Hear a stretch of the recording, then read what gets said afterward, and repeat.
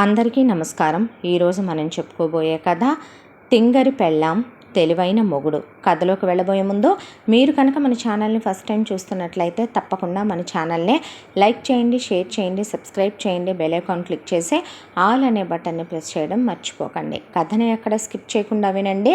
మరి కథలోకి వెళ్ళిపోదామా? నేటి తరం ఆడపిల్లలకి అద్దం పట్టేలా ఉంటుంది ఈ కథని ఎక్కడ స్కిప్ చేయకండి.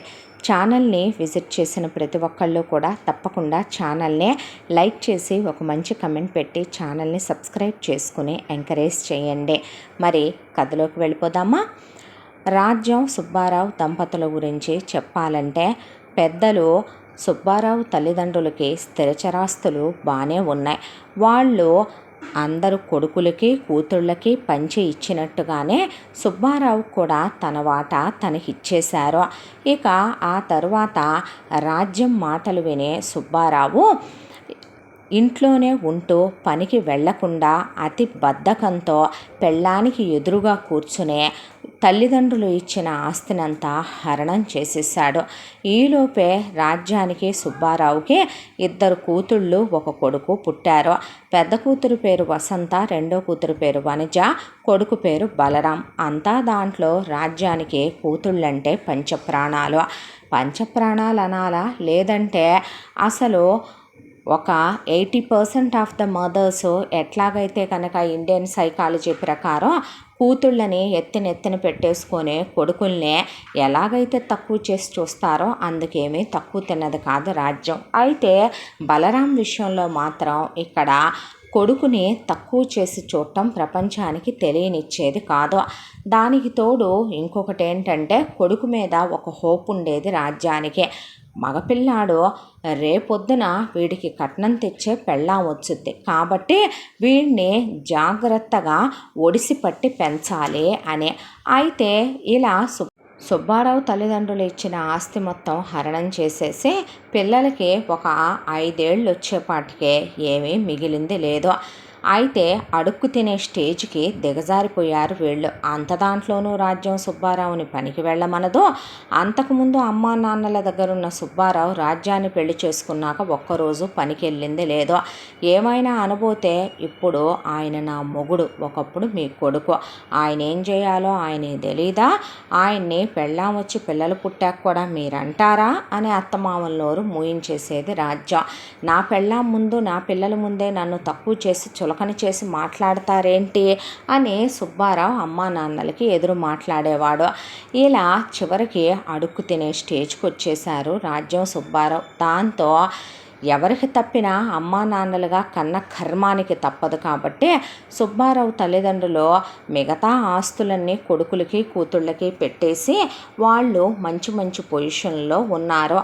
సుబ్బారావుకి ఒక లెక్కన పాపం వాళ్ళందరికీ పెట్టిన దానికన్నా ఎక్కువే పెట్టారు సుబ్బారావు తల్లిదండ్రులు. వీళ్ళు హరణం చేసేసుకున్నారు. అయితే సుబ్బారావు తల్లిదండ్రులకి 2 అంతస్తుల ఇల్లు ఒకటి ఉంది. దాంట్లో పైన ఒక 2 పోర్షన్లు, కింద ఒకటే పెద్ద పోర్షను ఇల్లు. కింద పోర్షన్లో వాళ్ళుండి పై పోర్షన్లు 2 అద్దెకి ఇచ్చుకొని ఆ వృద్ధ దంపతులు పొట్ట పోసుకుంటూ వృద్ధాప్య పెన్షన్లు వస్తూ ఉండేవి కాబట్టి వాళ్ళకి ఒకప్పుడు సుబ్బారావు తండ్రి ఉద్యోగం చేసిన మనిషి కాబట్టి ఆ పెన్షన్లతో వాళ్ళ వృద్ధాప్యాన్ని నెట్టేసుకుపోతూ ఉండగా సుబ్బారావు ఇలా అడుక్కు తింటున్నాడని తెలిసి వీధుల్లో పిల్లలు ఎంగిలి విస్తరాకుల్లో సుబ్బారావు కూతుళ్ళిద్దరూ ఇక ఏరుకు తింటున్నారని, ఎక్కడ భోజనాలుంటే అక్కడికి వెళుతున్నారని, ఎవరైనా పెళ్ళికో పేరంటానికో శుభకార్యానికో దినదివసాలకో దేనికి పిలిచినా వెళ్ళి అక్కడ గడుపుకొచ్చేసుకుంటున్నారని తెలిసి వాళ్ళ కడుపు తరుక్కుపోయింది. దిగులతో సుబ్బారావు తల్లిదండ్రులిద్దరూ కూడా మంచం పట్టేశారు. సుబ్బారావుని రాజ్యాన్ని పిల్లలతో సహా రమ్మనమని పిలిపించి, నేను ఏ పాపం చేసుకుంటే, నా గర్భం ఏ మహాపాపం చేస్తే నిన్ను మూసి కన్నానో ఆ దేవుడు నిన్ను నాకు ఇచ్చాడో నాకు తెలియదు, కానీ నీ సోమరిపోతుతనంతో రేపొద్దునైనా సరే పెద్ద దెబ్బ తినే అనాథల్లా దిక్కులేని కుక్కచావు చస్తారు మీ ఇద్దరూ కూడాను. నేను ఇదే చెప్తున్నాను చూడండి. తల్లి వాక్కు గురువు వాక్కు పోదు అంటారు పెద్దవాళ్ళు. మమ్మల్ని ఈ వయసులో ఇంత యాష్టత పెడుతున్నారో, మేము ఆస్తికి ఆస్తి ఇచ్చాం, పైపెచ్చం అందరికన్నా ఎక్కువే పెట్టాం, మధ్యలో మీరు అడిగే నగలని డబ్బులని తీసుకుపోతూనే ఉన్నారు. చివరికి పుట్టింటి వాళ్ళు పెట్టిందే హరణం చేశావు రాజ్యం, చివరికి మేమిచ్చింది హరణం చేశావు. మొగుణ్ణి పడకటింటి కాపురం చేయించే ఆడదాన్నే నిన్నే చూశాను. పెళ్లి కాకముందు వాడు ఉద్యోగానికి వెళ్ళేవాడు, నెల నెల చక్కగా జీతం వచ్చేదే. ఎందుకు పనికిమాలిన వెధవని చేసి ముగ్గురిని మాత్రం కన్నావు. ఆడపిల్లల్ని నీలాగే తయారు చేస్తున్నావు. రేపు పిల్లాడి సంగతి ఏంటో. పైగా ఎంతోటి నీ బ్రతుక్కి కూతుళ్ళు ఎక్కువ కొడుకు తక్కువ, కూతుళ్ళని ప్రేమగా చూడటం, కొడుకుల్ని తక్కువ చేసి చూడటం నీ బతుకు చెడా అని వాళ్ళు, నీ అన్నదమ్ములు అక్క చెల్లెళ్ళు ఈ ఇల్లు కానీ ఇంట్లో వాటా కానీ వాళ్ళకి అక్కర్లేదన్నారు. రోడ్డు పక్కనే ఉన్న ఇల్లు, ఒకానొక రోజు ఎంతో ఇష్టంతో ప్రేమతో కట్టించుకున్న ఇల్లు. ఈ ఇంట్లో కింద పోర్షన్లో మీరు దినం చేసుకొని పైన 2 పోర్షన్లు అద్దెకిచ్చుకోండి, ఆ అద్దె వస్తుంది. ఆ అద్దె కనీసం పిల్లల చదువులకైనా ఉపయోగపడుద్దే. ఎప్పటికైనా ముదరష్టపోడా నువ్వేదో ఒక ఉద్యోగానికి వెళ్ళరా, నీ కాడుగాల అని వాళ్ళు నానా తిట్లు తిట్టి ఆ పుణ్యాత్ములు ఆ రాత్రి పడుకున్న వాళ్ళు ఇహ లేవలేదు. ఇక సుబ్బారావు అమ్మ ఒంటి మీద ఉన్నటువంటి నగలు ముందే తీసేసింది రాజ్యం. ఎక్కడొచ్చి అడుగుతారోనని సుబ్బారావు అక్క చెల్లెళ్ళు అన్నదమ్ములు పాపం వాళ్ళు అడగలేదు సరికదా. దినదివస కార్యక్రమాలు తగలేసే ఖర్చులు కూడా వాళ్లే పెట్టుకొని ఆ ఇల్లు నువ్వే ఉంచుకోమని సుబ్బారావుకి అప్పచెప్పి వెళ్ళిపోయారు. అప్పటికైనా ఆ పెద్దవాళ్ళు పోయారు కదా, మారాలి కదా. అబ్బే అసలు అలాంటిది ఏమీ లేదు. వీళ్ళు కింద పోర్షన్లో ఉంటూ పైన 2 పోర్షన్లు అద్దెలకు పడేసి ఆ వచ్చే అద్దెలతో జీవితం గడపొచ్చని డిసైడ్ అయిపోయారే తప్ప వీళ్ళు మాత్రం రాజ్యం పనికి సుబ్బారావుని వెళ్ళమందే లేదు, సుబ్బారావు వెళ్ళిందే లేదు. ఇలా ఒకవైపున అద్దెలు సరిపోకపోతే కూతుళ్ళిద్దరిని స్కూల్లో వేసిన తర్వాత కొడుకు ఇంకా చిన్నవాడే కాబట్టి కొడుకుని స్కూలుకు పంపించే పని లేదు కాబట్టి కూతుళ్ళని దగ్గరలో ఉన్న చిన్న కాన్వెంట్లో వేశారు. వేస్తే సుబ్బారావు అన్నలకి అక్కలకి చెల్లెళ్ళకి తమ్ముళ్ళకి రాజ్యం పుట్టింటి వాళ్ళకి వాళ్ళ అన్నదమ్ములకి అక్క చెల్లెళ్ళకి ఫోన్లు చేసి సిగ్గు విడిచి నెల నెల వాళ్ళ దగ్గర 2000, వీళ్ళ దగ్గర 2000, వాళ్ళ దగ్గర 1500, వీళ్ళ దగ్గర 1000 రూపాయలు ఎంత వస్తే అంత కలెక్ట్ చేసేది రాజ్యం. అది కాక ఇక పుట్టింటికి ఒక 4 ట్రిప్పులు వెళ్ళేది రాజ్యం. వెళ్ళినప్పుడల్లా వాళ్ళ అమ్మ వాళ్ళని లేదంటే అన్నల్ని వదినల్ని కాకాపట్టి వాళ్ళు వేసి తీసేసిన ఏమీ కాదు, వాళ్ళ దగ్గర ఏడ్చి కన్నీళ్లు పెట్టుకొని ఇక ఓడలు బళ్ళైని బళ్ళు ఓళ్ళైని అని రాగాలు తీసి దొంగ నాటకాలు వేసి ఇక వాళ్ళింటి దగ్గర నుంచి ఉప్పని పప్పని ఒడియాలని కాసిన డబ్బులని ఇక వాళ్ళు కట్టుకొని చీరలు, ఒక 4 కొత్త చీరలు, మొగుడికి 4 జతల కొత్త బట్టలు అట్టట్టట్ట కూతుళ్ళకి కొడుక్కి సంపాదించుకొచ్చేదే. ఇటు సుబ్బారావు వాళ్ళ వైపు ఒక 4 రౌండ్లు వెళ్ళేవాళ్ళు, వెళ్ళి ఇటువైపున కాసిన దోసుకొచ్చేవాళ్ళు. ఇక సంవత్సరంలో ఆల్మోస్ట్ అటు ఇటు కలిపి ఒక 4 నెలలు గడిచిపోయేదే. ఒక 2-3 నెలలు ఎలా లేదన్నా పెళ్ళిళ్ళు, పేరంటాలు, దినాలు, దివసాలు ఇళ్ళ చుట్టుపక్కల వాళ్ళ ఏదో ఒక కార్యాల మీద భుక్తి గడిచిపోయేదే. ఒక 1-2 నెలల పాటు ఆ అద్దెలకున్న వాళ్ళ మీద గడుపుకొచ్చేసేవాళ్ళు. ఏం కూర వండావు అని రాజ్యం కరెక్ట్గా అన్నం తినే టయానికి వెళ్ళేదే. వాళ్ళు పాడు దరిద్రమని ఆ వండిన అయ్యో 2 గిన్నెల్లో పడేసిస్తే ఒకటి తనకి ఒకటి మొగుడికి, పిల్లల వరకు ఏదో ఒకటి వండి కాలం వెళ్ళబుచ్చేసుకొచ్చేది. ఇలా పుట్టింటి మీద పడి దోచుకు తింటూ జనాల మీద పడే కాల్చుకు తింటూ ఎలాగో రోజులు గడుపుకొస్తున్నారు. ఈ మొత్తం కూతుళ్ళిద్దరికీ తెలుసు. తెలియందల్లా కొడుకు మాత్రమే. సుబ్బారావు వాళ్ళ తండ్రికి తెలిసిన ఆయన కొడుకు ఒక ఆయన ఉన్నాడు. ఆయనకి పాపం భగవంతుడు పిల్లల్నివ్వలేదు.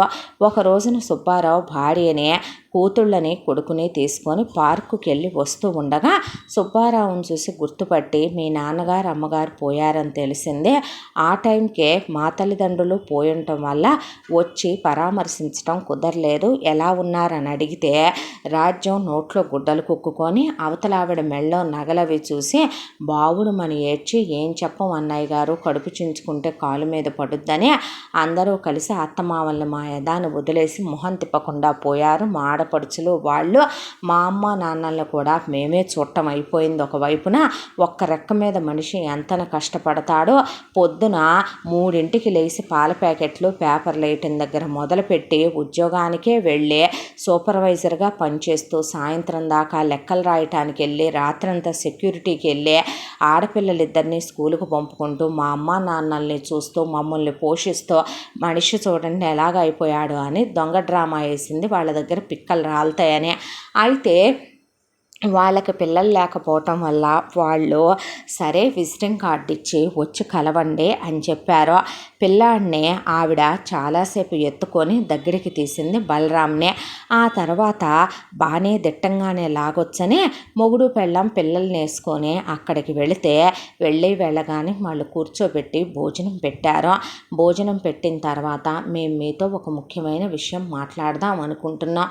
ఆ భగవంతుడు మేము ఏ జన్మలో ఏ పుణ్యమే చేశామో పాపమే చేశామో ఈ జన్మలో మాకు బిడ్డలనివ్వలేదో, కోట్ల రూపాయల ఆస్తులైతే ఉన్నాయి, ఆగర్భ శ్రీమంతులం అనే పేరైతే మిగిలిపోయిందే, కానీ వారసులు లేరనే లోటైతే ఉండిపోయింది మాకు. కొంపదీసి నా పిల్లల్ని అడుగుతారా ఏంటి వీళ్ళు అనుకుంది రాజ్యం. అయితే మీ పిల్లాడు నా భార్యకి చాలా నచ్చాడు. మీ పిల్లాడిని మీరేమి మాకు దత్తత ఇవ్వద్దు, అన్ని దానాల్లోకి విద్యాదానం గొప్పదంటారు కదా. మీ బలరాంని ఎంత చదువుకుంటాడో వాడు అంతా మేమే చదివిస్తాం పెద్ద అయ్యేంత వరకు. వాడి బాధ్యత ఇక మీదట మాది అనేశారు. ఇక వీళ్ళు ఇంకా మాట్లాడటానికే ఉందే, నో అంటానికి వీళ్ళు బాగా కొడుకు పెద్ద దాంట్లో చదివితే పెద్ద జీతాలు వస్తే పెద్ద కట్నాలు వచ్చే కోడళ్ళు వస్తారు. ఇప్పుడు ఆ కొడుకు ముద్ద తప్పినట్టే, ఆ కొడుక్కి ఒక జత బట్ట తప్పినట్టే కదా అనుకున్నారు వీళ్ళు. అనుకొని అలాగే నన్నారు. అయితే వాళ్ళు మొదట 1 సంవత్సరం చూశారు. పిల్లాడికి అలా 3వ ఏడు నిండి 4వ ఏడు రాగానే ఎల్కేజీలో వేసి ఫీజులు కట్టమని డబ్బులు ఇస్తే పిల్లాడిని అసలు స్కూల్లోనే వేయకుండా ఇంట్లో ఉంచి వాళ్ళు ఇచ్చిన ₹1,00,000 ఫీజుల డబ్బులు వీళ్ళు తినేశారు.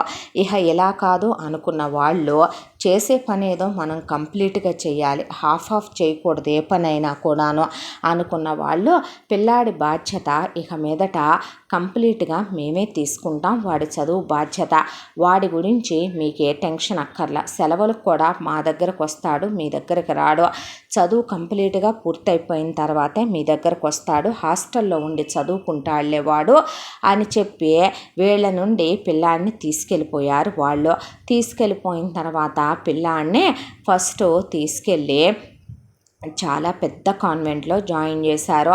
జాయిన్ చేసిన తర్వాత అసలు పిల్లాడికి రాజ్యం సుబ్బారావు అమ్మా నాన్నలని తెలుసు. అప్పుడప్పుడు అక్కడికి డబ్బులు అడుక్కోవటానికి వచ్చినా వాళ్ళు డబ్బులు ఇచ్చి పంపించే వాళ్ళే తప్ప ఇక వివరాలేమి వీళ్ళు అలా ఇలా అని పిల్లాడికి చెప్పేవాళ్ళు కాదు. వాడి చిన్న మనసు మీద అనవసరమైన ముద్రలు వేయకూడదు అనే అక్కలని తెలుసు వసంత వనజ. కానీ పిల్లాడికి పెద్ద బాండింగ్ ఉండేది కాదు అమ్మా నాన్నలతో అక్కలతో. పెంచిన వాళ్ళతోనే బాగుండేవాడు. పిల్లాడికి ఆ నోట ఈ నోట 6వ సంవత్సరం నుండి 7వ సంవత్సరం వచ్చేసరికి కాస్త పిల్లాడిని తీసుకెళ్ళిన ఆయన భార్య ఆరోగ్యం నలతపడింది. దానికి తోడు ఆవిడ గర్భవతి అని తెలిసింది. పిల్లాడొచ్చిన వేళ విశేషం ఆవిడ గర్భవతి అయింది. అది కాక ఆవిడికి కాంప్లికేటెడ్ ప్రెగ్నెన్సీ అని చెప్పేపాటికి చాలా జాగ్రత్తగా చూసుకోవాలని వాళ్ళు ఆ కంట్రీ ఈ కంట్రీ తిరగాల్సి వచ్చేది ఆవిడ డెలివరీ. అదే కాక ఆవిడికి కొత్త అడ్వాన్స్ ట్రీట్మెంట్లు ఇప్పిస్తూ పిల్లాడిని ఇలాగే ఉంచితే వాడి భవిష్యత్తు పాడవుతుందని హాస్టల్లో జాయిన్ చేసి భారీగా ఫీజులు కట్టే పిల్లాడిని చదివించడం మొదలుపెట్టారు. ఆ తర్వాత ఆవిడకి ఒక కూతురు పుట్టింది. పిల్లకి పుట్టిన దగ్గర నుంచే అనారోగ్యం, ఒంట్లో బాగోదు. పిల్లని తీసుకొని ఎప్పుడు చూసినా వాళ్ళు విదేశాలు తిరగటమే సరిపోయేదే. బలరాం మాత్రం ప్రతి సెలవులకి వస్తే ఆ పెంచిన వాళ్ళ కూతురుతో సొంత చెల్లెలు అన్నట్టే ఆడుకునేవాడు. వాళ్ళు పిల్లాడికి బట్టలని, పిల్లాడికి ఖరీదైనటువంటి అలవాట్లు, పిల్లాడికి రిచెస్ట్ పర్సన్స్కి ఉండే హ్యాబిట్స్ నేర్పిస్తూ పెంచారు. లేకీగా వాగకూడదనే, శృతిమించిన మాటలు మంచి కాదనే ఇలా పిల్లాడికి అన్నీ మంచిగా చెప్పుకుంటూ పెంచారు. చాలా బాగా చదువుతాడు బలరాం. అసలు merit merit merit merit merit మీద వస్తాయి పిల్లాడికి మార్కులు. అదంతా ఒక ఎత్తు అయితే బలరాంకి స్కాలర్షిప్ వస్తుంది. అదే సుబ్బారావు రాజ్యం తినేస్తారు. పిల్లాడికి మెరిట్ స్కాలర్షిప్లు వస్తాయి, అవి తినేస్తారు. అది కాక పిల్లాడికి గవర్నమెంట్ పథకాల కింద డబ్బులు వస్తాయి, అవి తినేస్తారు. ఇక ఇలా రోజులు గడిచిపోతూ బలరాం 10th అయిపోయింది, ఇంటర్ అయిపోయింది, ఇంజనీరింగ్ చాలా పెద్ద యూనివర్సిటీలో జాయిన్ చేశారు వాళ్ళు. కంప్లీట్ అయిపోయింది. ఆ తర్వాత పిల్లాడు పీజీ కూడా చేశాడు. బ్రహ్మాండంగా చదువుతాడు, అలాగే అందరితో మంచి అనిపించుకుంటాడు. ఎవరిని ప్రేమించలేదు. ఒక రకంగా చెప్పాలంటే ఎవరు కరెక్ట్ అనిపించలేదు. ఆ తరువాత ఇక పిల్లాడిని పెంచిన వాళ్ళు పిల్లాడికి అలా పీజీ అయిపోవటంతోనే క్యాంపస్ ప్లేస్మెంట్లో కాకుండా ఆయన తన రికమెండేషన్ని వాడి పెంచిన ఆయన ఒక పెద్ద ఎంఎన్సీ కంపెనీలో నెలకు 2 లక్షలు వచ్చే ప్యాకేజ్తో ఆయన ఒక జాబ్ వేయించాడు బలరాంకి. వేయించిన తర్వాత ఇక చెల్లికి పెళ్లి చేసేద్దాం అనుకుంటున్నావు నాన్న, మా అక్కయ్య వాళ్ళు అక్కడే స్థిరపడ్డారు, వాళ్ళ అబ్బాయికి ఇచ్చి చేసి అక్కడే ఉండిపోదాం అనుకుంటున్నాం. ఏది ఏమైనా ఒకటి గుర్తు పెట్టుకోయ్యా, నువ్వు భవిష్యత్తు నువ్వు ఎలా అనుకుంటే అలా ఉంటుంది. భగవంతుడు ఇచ్చిన జీవితాన్ని వృధా కానివ్వకు, ఎవరిని నమ్మకు. నువ్వు తెలివితేటలతో పెరిగావో, నీ భవిష్యత్తుని జాగ్రత్తగా ఆచితూచి అడిగేసి ప్రతి విషయంలో తెలివిగా మసలుకోవాలి, సరేనా అని వాళ్ళు చెప్తే వాళ్ళ కాళ్ళకి దండం పెట్టి ఆశీర్వచనాలు తీసుకొని, ఈ జన్మకి మీ రుణం తీర్చుకోలేనని, మీ అంత గొప్పవాళ్ళని నేను మరి చూడబోనేమోనని, మీకు పిల్లలు లేరని నాకు విద్యాదానం చేద్దామని తెచ్చి మీకు బిడ్డ కలిగాక కూడా నన్ను వేడకుండా ఇంత బాధ్యత తీసుకొని వెళుతూ కూడా నాకు ఇంత పెద్ద ఉద్యోగం వేయించి వెళుతున్న మీ రుణం నేను ఈ జన్మకి తీర్చుకోలేను అని వాళ్ళని పట్టుకొని ఏడ్చేశాడు. ఎప్పుడైనా నీకు రావాలి చూడాలి అనిపిస్తే మేము మీ అమ్మా నాన్న లాంటి వాళ్ళమే నాన్న అని వాళ్ళుండే అడ్రస్సు, ఫోన్ నెంబరు, వాళ్ళు లండన్ వెళుతున్నామని అక్కడ డీటెయిల్స్ అన్నీ ఇచ్చి బలరాం పేరిట ఒక 10 లక్షల అకౌంట్లో వేసి ఆ కార్డు పిల్లాడి చేతికిచ్చి, ఉద్యోగం వచ్చింది ఇప్పుడే కదా, కాస్త నిలదొక్కునేంత వరకు ఈ రూపాయి నీ చేతికి ధైర్యాన్ని ఇస్తుందని ఒక బైక్ కొనిపెట్టి ఖరీదైన బైక్ పిల్లాడికి ఇప్పించి బట్టల షాపింగ్ చేయించి దానికి తోడు పిల్లాడిని దగ్గరికి తీసుకొని ముద్దాడి, జాగ్రత్తగా ఉండు నాన్న, జీతం వృధా చేసుకోకు, ఈ రోజుల్లో మనిషి బ్రతకాలంటే జీవనాధారం అయిపోయింది డబ్బు, వృధాగా ఖర్చు పెట్టకయ్యా అని చెప్పారు. చెప్పి వాళ్ళకి పిల్లాడు సెండ్ ఆఫ్ ఇచ్చి ఆ తర్వాత ఇంటికి వచ్చాడు. వచ్చి రావటంతోనే ఇలా తన చదువు అయిపోయిందని, ఇదే ఊళ్ళో ఎంఎన్సీలో జాబ్ వచ్చిందని, నెలకి ఇలా 2 లక్షల జీతం అని పిల్లాడు చెప్పాడు. వాళ్ళు ఇచ్చిన 10 లక్షలు అకౌంట్ల విషయాలు చెప్పలా. తన బట్టలు తనకు ఒక సపరేట్ రూమ్ కావాలని ఆ రూమ్లో సర్దిచ్చేసుకున్నాడు. సర్దిచ్చేసుకొని తన రూమ్ వరకు వాళ్ళ ఇంట్లో వాళ్ళు వేసిన హాస్టల్లో ఏసీ అలవాటు కాబట్టి ఏసీ పెట్టించుకొని ఫ్యాన్ పెట్టించుకొని తన రూమ్లో ఒక చిన్న ఫ్రిడ్జ్ పెట్టించుకొని టీవీ పెట్టించుకొని అసలు వీళ్ళతో పెద్దగా మాట్లాడేవాడు కాదు. అప్పటికే అక్కలకి ఎందుకు అమ్మా నాన్నలు పెళ్లి చేయలేదో బలరాంకి తెలియదు. బలరాంకే పీజీ అయిపోయిందే, అలాంటిదే అక్కలకి ఎందుకు పెళ్ళిళ్ళు చేయలేదు అనేది ఒక నిమిషం పాటు అనిపించినా that's none of our business కదా, అదే వాళ్ళ రెస్పాన్సిబిలిటీ, నాకెందుకు అనవసరమైన విషయాలు, నా లైఫ్ నా కెరియర్ నన్ను చూసుకోమన్నా నన్ను పెంచిన మమ్మీ డాడీ, నాకెందుకు ఇవన్నీ అనుకున్నాడు. సుబ్బారావు ఏం చేస్తాడు, ఏం చేస్తున్నాడు, వాళ్ళు ఎలా బ్రతుకుతున్నారు, వాళ్ళకి ఎక్కడి నుంచి వస్తున్నాయి ఏంటి, ఇవేమీ పిల్లాడు పట్టించుకునేవాడు కాదు. చక్కగా బైక్ వేసుకునేవాడు, జాబ్కి వెళ్ళేవాడు, వచ్చేవాడు. నెల రాగానే రాజ్యం నాన్న అని వచ్చి పక్కన కూర్చుంటే ఏంటమ్మా అన్నాడు. అంటే జీతం వచ్చింది అని అడిగింది. రాకనే వచ్చింది అన్నాడు. మరి 2 లక్షలు తెచ్చి నా చేతికి ఇవ్వాలి కదమ్మా, ఇవ్వు వెళ్ళి తీసుకురా అందే. దేనికి ఇవ్వాలి నీకు నేను అని అడిగాడు. దెబ్బెమ్మటి దిమ్మ తిరిగిపోయే షాక్ కొట్టింది ఒక్కసారే ఇంట్లో అమ్మ బాబుకి, అక్కలిద్దరికీ కూడా. ఎందుకేమిట్రా జీతం నాకు ఇవ్వక ఎవరికి ఇస్తావు, ఖర్చులు ఉండవా ఏంటి, ఆ ఖర్చులు ఇంతకాలం కూడా ఉన్నాయి కదమ్మా, ఇంతకాలం ఎలా ఆ ఖర్చుల్ని మీరు రన్ చేసుకుంటూ వస్తున్నారు, అలా అలాగే ఇప్పుడు కూడా నెట్టేసుకుంటూ వెళ్ళిపోవాలి. నా శాలరీ మీకు ఇవ్వటం ఏంటి? ఫన్నీ థింగ్ కాకపోతే ఫూలిష్గా మాట్లాడకు. అది కాదురా, ఖర్చులు పెరుగుతాయి కదా మనిషి మీద మనిషి పెరిగితే. ఓహో, ఇప్పుడు నేను అధిక భారం అయిపోయానన్నా? అది స్ట్రైట్గానే అడగొచ్చు కదా అని సరే ఇస్తానులే అనేసరికి ఎగిరి గంతేసిందే.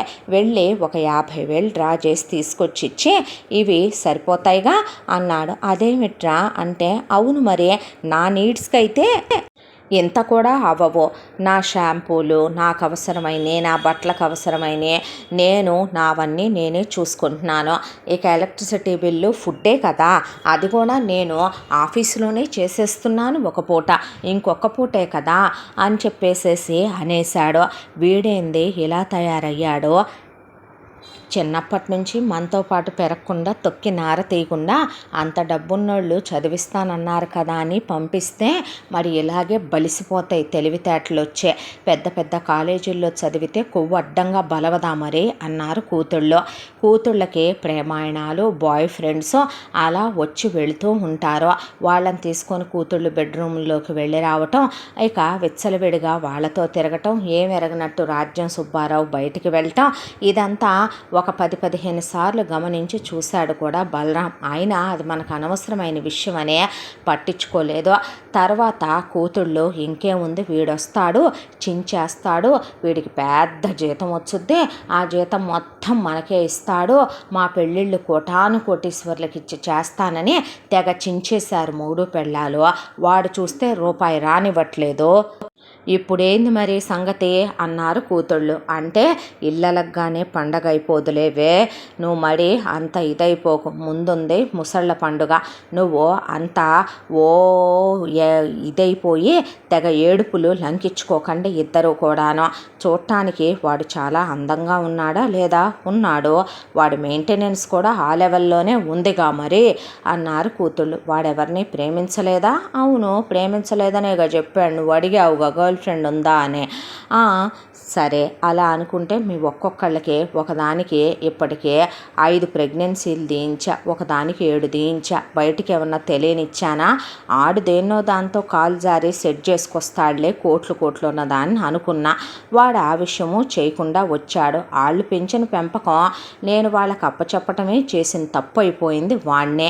సో ఇప్పుడు వాడి వేలో వెళ్తే మనకు పని అవ్వదు, మనకంటూ ఒక వే ఉందిగా అందే రాజ్యం. ఏంటది అన్నాడు సుబ్బారావు.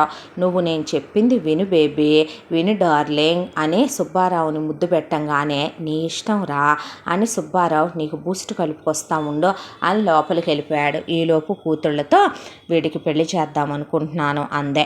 అబ్బచా, ఏది నువ్వు చెప్పంగా నాడు చేసుకుంటాడు, మరి నువ్వు ఆగవే అని వెళ్ళి కొడుకు దగ్గర కూర్చుని, నాన్న ఎవరినైనా ఇష్టపడ్డావా? లేదని చెప్పానుగా. అంటే ఆఫీస్కి వచ్చావుగా ఎప్పుడో, నాకెవరు అలా అనిపించలా. అయితే సంబంధాలు చూడమంటావా? అదేంటి, ముందు అక్కలిద్దరూ ఉన్నారు, నీ పెళ్ళయిందాక అక్కలు పెళ్లి చేసుకోమంటున్నారులే నాన్న, ఇంటికి కోడలే ముందు రావాలి అనుకుంటున్నాం మేము. అంటే ఇట్స్ ఓకే, చూడండి నచ్చితే అలానే చేసుకుంటాను అన్నాడు. అన్న తర్వాత అద్గది అమ్మ మజాకానా అంది రాజ్యం.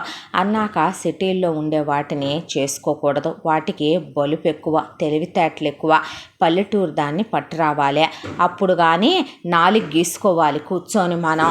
వాటికేముంటుందని వాటిని చేసుకోవటానికే మీ మొహమే వాళ్ళ దగ్గరే ఉంటాయే పొలాలని, స్థలాలని, డబ్బులని, బంగారాలని, మీ బొంద తెలుసు మీకు అని పెళ్ళిళ్ళ పేరైని పిలిపించి సంబంధం చూడమందే.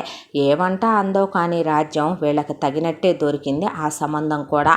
అమ్మాయి పేరు కవిత, తెలుగు మీడియంలో డిగ్రీ చదువుకుంది, అస్సలు బొత్తిగా లోకజ్ఞానం లేని అమాయకురాలు, తెంగరి పిల్ల.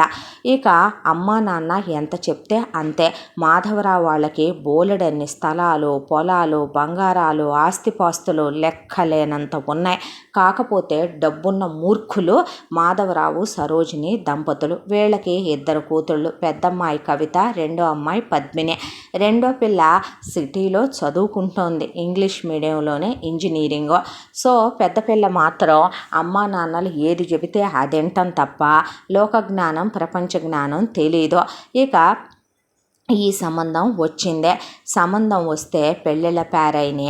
ఇక తను చెప్పమన్నట్టు చెప్పమంది రాజ్యం. అక్కడ అబ్బాయి ఫోటో చూపించాడు, తీసుకెళ్ళి పెళ్ళిళ్ళ పేరయ్య. అది నిజమే, బలరాం చూడటానికి 6 feet కన్నా హైట్ ఎక్కువ ఉంటాడు, చూడడానికి చాలా బాగుంటాడు.